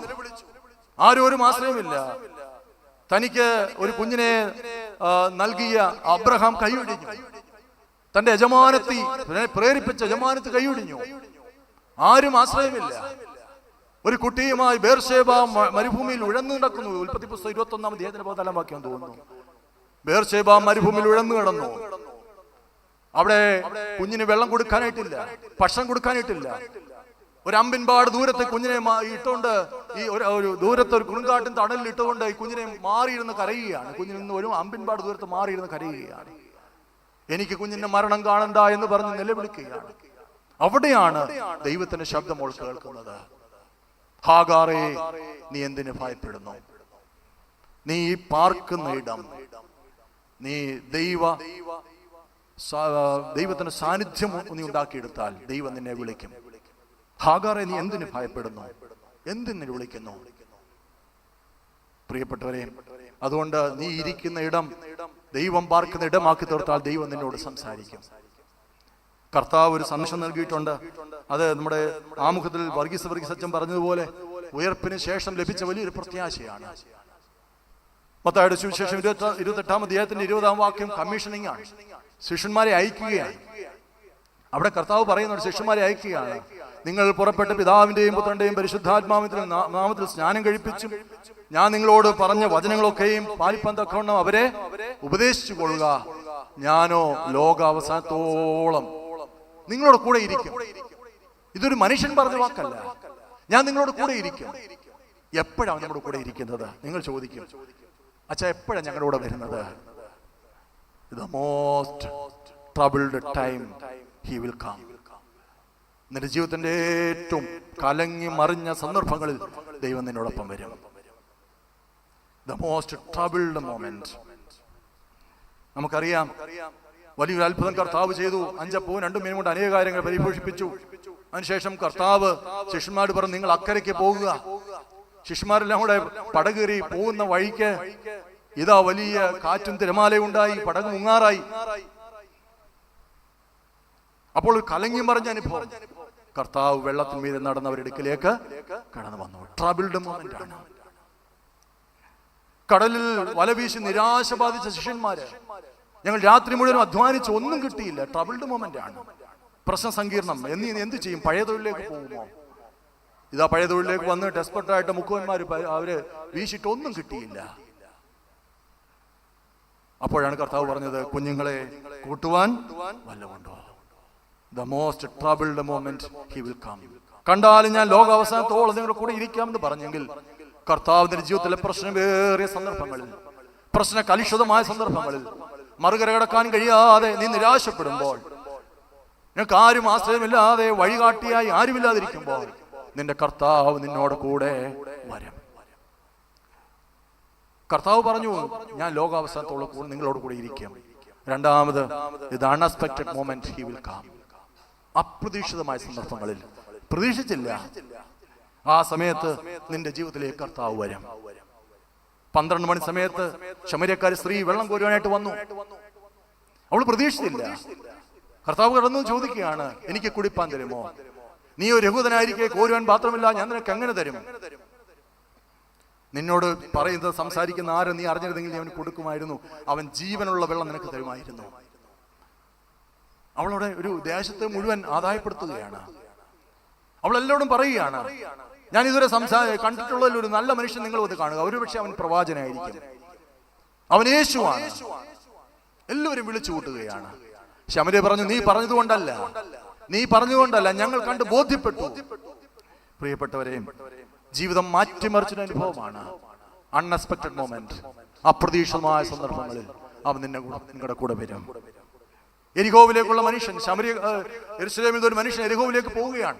അവൻ തളർന്ന അവശനായി അവിടെ കിടക്കുകയാണ്. പലരും വന്നു, കണ്ടു, പോയി. എന്നാൽ ഒരു ശമര്യക്കാരൻ വരികയാണ്. അവൻ ആരാണ്? സാക്ഷാൽ കർത്താവാണ്. അൺഎക്സ്പെക്ടഡ് മൊമെന്റ് ആണ്. ജീവിതത്തിൽ അപ്രതീക്ഷിതമായ സന്ദർഭങ്ങളിൽ അവൻ നിന്റെ ജീവിതത്തിലേക്ക് കടന്നു വരും. മൂന്നാമതായിട്ട് അവൻ എപ്പോഴാണ് കടന്നു വരുന്നത്? കർത്താവ് പറഞ്ഞല്ലോ, ഞാൻ നിങ്ങളുടെ കൂടെ ഇരിക്കാം. The most fruitless moment he will come. ഫലശൂന്യമായ സന്ദർഭങ്ങളിൽ നിന്നെ കൊണ്ട് ഒരു പ്രയോജനവുമില്ല, നിന്നെ കൊണ്ടൊരു കഴമ്പുമില്ല എന്ന് സമൂഹം നിന്നെ വിധി എഴുതുമ്പോൾ അവിടേക്ക് കർത്താവ് നിന്റെ ജീവിതത്തിലേക്ക് വരും. ഫലശൂന്യമായ സന്ദർഭങ്ങളിൽ, ഫലമില്ലാത്ത സന്ദർഭങ്ങളിൽ, മറ്റുള്ളവർ നിന്നെ പരിഹസിക്കുമ്പോൾ, പഴിക്കുമ്പോൾ, നിന്നെ തള്ളിക്കളയുമ്പോൾ അവന്റെ ജീവിതത്തിലേക്ക് വരും. ഒരു പ്രയോജനമില്ലല്ലോ, ഞാൻ ഈ ഭൂമിക്ക് ഭാരമായി പോയല്ലോ, എനിക്കൊരു കഴിവുമില്ലല്ലോ, എന്നെ ആരും അംഗീകരിക്കുന്നില്ലല്ലോ, എന്നെ ആരും മൈൻഡ് ചെയ്യുന്നില്ലല്ലോ, എന്നെ ആരും ബഹുമാനിക്കുന്നില്ലല്ലോ. വേണ്ട, നിന്നെ ബഹുമാനിക്കാൻ ഒരു കർത്താവുണ്ട്. അതുകൊണ്ട് പ്രിയപ്പെട്ടവരെ, fruitless moment he will come. ഫലശൂന്യമായ സന്ദർഭങ്ങളിൽ. മുമ്പ് ഒരിക്കല് ഒരു വിവാഹ ശുശ്രൂഷയ്ക്ക് എന്നെ ഒരാൾ വിളിച്ചു. ഞാൻ വിവാഹ ശുശ്രൂഷയ്ക്ക് അവിടെ അപ്പം വിളിച്ചപ്പോൾ തന്നെ ചോദിച്ചു, മോൾ എന്തോ ഇപ്പൊ പഠിക്കുന്നത്? അപ്പോൾ പറഞ്ഞു, അവള് MA B.Ed ആണെന്ന് പറഞ്ഞു. അപ്പൊ ജോലി, ഈ കിട്ടുന്ന പയ്യനെന്താ ജോലി? അത് അവൻ ISRO ജോലിയാ. എനിക്ക് അതിശയം തോന്നി. അവന് സാമ്പത്തികമൊന്നുമില്ല, ഈ അങ്ങനെ ISRO ജോലിയുള്ളൊരു പയ്യനെ കൊണ്ട് കിട്ടിക്കാനായിട്ട്. അപ്പം മനുഷ്യൻ എന്ന നിലയിൽ ഇതെങ്ങനെ പുള്ളി പറഞ്ഞത് ശരിയാണോ തെറ്റാണോ? കല്യാണത്തിന് ചെന്നു, സാധു മനുഷ്യരാ, എല്ലാവരും നിൽക്കുന്നതല്ല, സാധു മനുഷ്യരാ, ഹൈഫൈ ഒന്നുമില്ല. അപ്പോൾ അവനെ കണ്ടപ്പോൾ അവന്റെ പിതാവും ഒക്കെ അവിടെ നിൽപ്പുണ്ട്, സാധാരണ ഒരു വേഷം, കല്യാണത്തിന് ധരിക്കുന്ന. അപ്പൊ ഞാൻ അടുത്ത അച്ഛനോട്, ഈ പയ്യൻ എവിടെ അച്ഛാ ജോലി? മനുഷ്യനുണ്ട്, ഉള്ളിലൊരു മനുഷ്യൻ ഉണ്ടല്ലോ, എവിടെ ജോലി? അച്ഛാ അവൻ ISRO ഇല്ല. എവിടെ ഈ സംശയം പിന്നെയും ഇതെങ്ങനെ ഈ ISRO ജോലിയുള്ള ഈ പയ്യനെ കൊണ്ട് ഈ പെങ്കൊച്ചിനെ കിട്ടിക്കുന്നത്? സാമ്പത്തികമില്ലാത്ത ഒരാൾ. അപ്പോഴ് ഭക്ഷണത്തിന് കഴിച്ചുകൊണ്ടിരുന്നപ്പോൾ അവിടെ മുൻപിരുന്ന വികാരിയച്ഛൻ്റെ അടുത്തായിരുന്നു. അച്ഛാ, ഈ പയ്യൻ ISRO ജോലിയാണോ? അതെ അച്ഛാ, ISRO ജോലിയാ. 10ാം ക്ലാസ്സിൽ പഠിക്കുമ്പോൾ അവനോട് പ്രാർത്ഥന സെക്രട്ടറി ആയിരുന്നു. അവന്റെ അപ്പന്, അച്ഛൻ കണ്ടില്ലേ ആ മുണ്ട് ഷർട്ട് ഇട്ട ആള്? അദ്ദേഹം മേശരിപ്പണിയാ. പക്ഷെ ഈ കൊച്ചൻ തന്നെ ജോലി ചെയ്ത് പഠിച്ചു. 10ാം ക്ലാസ് കഴിഞ്ഞ് പോളിടെക്നിക്കിന് പോയി. പോളിടെക്നിക് വളരെ ഉയർന്ന മാർക്കോടെ ട്യൂഷൻ എടുത്തും മറ്റ് പണികൾക്കും പോയാ പഠിച്ചത്. ലാറ്ററിൻ്റെ എഴുതി അവന് എഞ്ചിനീയറിംഗ് ചേർന്നു. എഞ്ചിനീയറിംഗ് ടോപ്പായിട്ട് പാസ്സായി. എഞ്ചിനീയറിംഗ് കഴിഞ്ഞപ്പോൾ ISROയിലെ അപ്രന്റീസ് എടുക്കുന്നു പറഞ്ഞ് ഒരു പരസ്യം വന്നു. അവന് അപ്ലൈ ചെയ്തു. ആ അപ്രന്റീസ് ജോലി ചെയ്തു. അവന്റെ മികവ് കൊണ്ടും വിശ്വസ്ത കൊണ്ടും ദൈവത്തിന്റെ കൃപ കൊണ്ട് അവനെ അങ്ങ് പെർമനന്റ് ആക്കി. ISROയിൽ എഞ്ചിനീയറാ. അവന്റെ അപ്പൻ ആരാ? മേശരിയുടെ മോനല്ലേ. ഇവനെ കൊണ്ട് ഒരു പ്രയോജനമില്ലെന്ന് സമൂഹം വിധി എഴുതിയപ്പോൾ fruitless moment he will come. നിന്റെ ദൈവത്തോടുള്ള വിശ്വസ്തത എങ്ങനെയാണ്? ദൈവം തന്നെ ഉയർത്തും. കുറെ നാൾ മുമ്പ് നിങ്ങൾ കണ്ടു, രേണു മണ്ഡൽ എന്ന് പറയുന്ന ഒരു സ്ത്രീയെ, ഒരു നാടോടിയാ. അവര് കൽക്കട്ടയിലെ റെയിൽവേ സ്റ്റേഷനിൽ നിന്നൊരു പാട്ട് പാടി. ഒരു ചെറുപ്പക്കാരൻ IT ഫീൽഡിൽ ജോലി ചെയ്യുന്ന ഒരാൾ പോയപ്പോൾ ഒരു നല്ല ഒരു ശബ്ദം ചെന്താ റെക്കോർഡ് ചെയ്തു. അതങ്ങ് വൈറലായി. അപ്പൊ ലതാ മങ്കേഷ്കറിന്റെ ശബ്ദമാണെന്ന് പറഞ്ഞ് വന്നു. നന്നായിട്ട് പാട്ട് പാടും. അവരിങ്ങനെ ഒരു ഭിക്ഷാടനം നടത്തിയ സ്ത്രീയാണ്. പിന്നീടുള്ളവരുടെ ചരിത്രം ഗ്രാഫേ മാറിപ്പോയി. ഒരു സിനിമയിൽ പാട്ടുപാടി ഒരു നാടോടി സ്ത്രീയെ. പ്രിയപ്പെട്ടവരെ, ഫലശൂന്യമെന്നും സമൂഹം വിധി എഴുതുമ്പോൾ അവൻ നിന്നോടൊപ്പം വരും. ഞാൻ എൻ്റെ വാക്കുകൾ അവസാനിപ്പിക്കട്ടെ. ഞാൻ നിന്നോട് കൂടെ ഇരിക്കും, ഞാൻ നിന്നെ അനുഗ്രഹിക്കും. The most unusual moment. അസാധാരണ സന്ദർഭങ്ങളിൽ, സാധാരണ സന്ദർഭമല്ല, അസാധാരണ സന്ദർഭങ്ങളിൽ ശൗൽ അധികാരപത്രം വാങ്ങിച്ച് ദമസ്കോസിനെ സമീപിച്ചപ്പോൾ ഒരു ശബ്ദം കേട്ടു, ശൗലേ ശൗലേ നീ എന്നെ ഉപദ്രവിക്കുന്നത്. അൺയൂഷ്വൽ മൊമെന്റ് ആണ്. അസാധാരണ സന്ദർഭങ്ങളിൽ നിന്റെ അടുക്കൽ ദൈവം വരും. യഹോവയെ ദൈവം വാഗ്ദാനം, കർത്താവ് പറഞ്ഞു, ഞാൻ നിങ്ങളോട് കൂടെ ഇരിക്കും. ഇത് വാഗ്ദാനം ഇന്നും നിറവേറ്റിക്കൊണ്ടിരിക്കുകയാണ്. കണ്ടാലും ലോക അവസാനത്തോളം ഞാൻ നിങ്ങളോട് കൂടെ ഇരിക്കും. പ്രിയപ്പെട്ടവരെ, the troubled moment, fruitless moment unexpected moment, unusual moment he will come. ഇസ്ഹാക്കിന്റെ ജീവിതത്തിലേക്ക് ഞാൻ നിന്നോട് കൂടെ ഇരുന്ന് നിന്നെ അനുഗ്രഹിക്കുമെന്ന് പറഞ്ഞു. ഇസ്ഹാക്ക് അവിടെ തന്നെ പാർത്തു.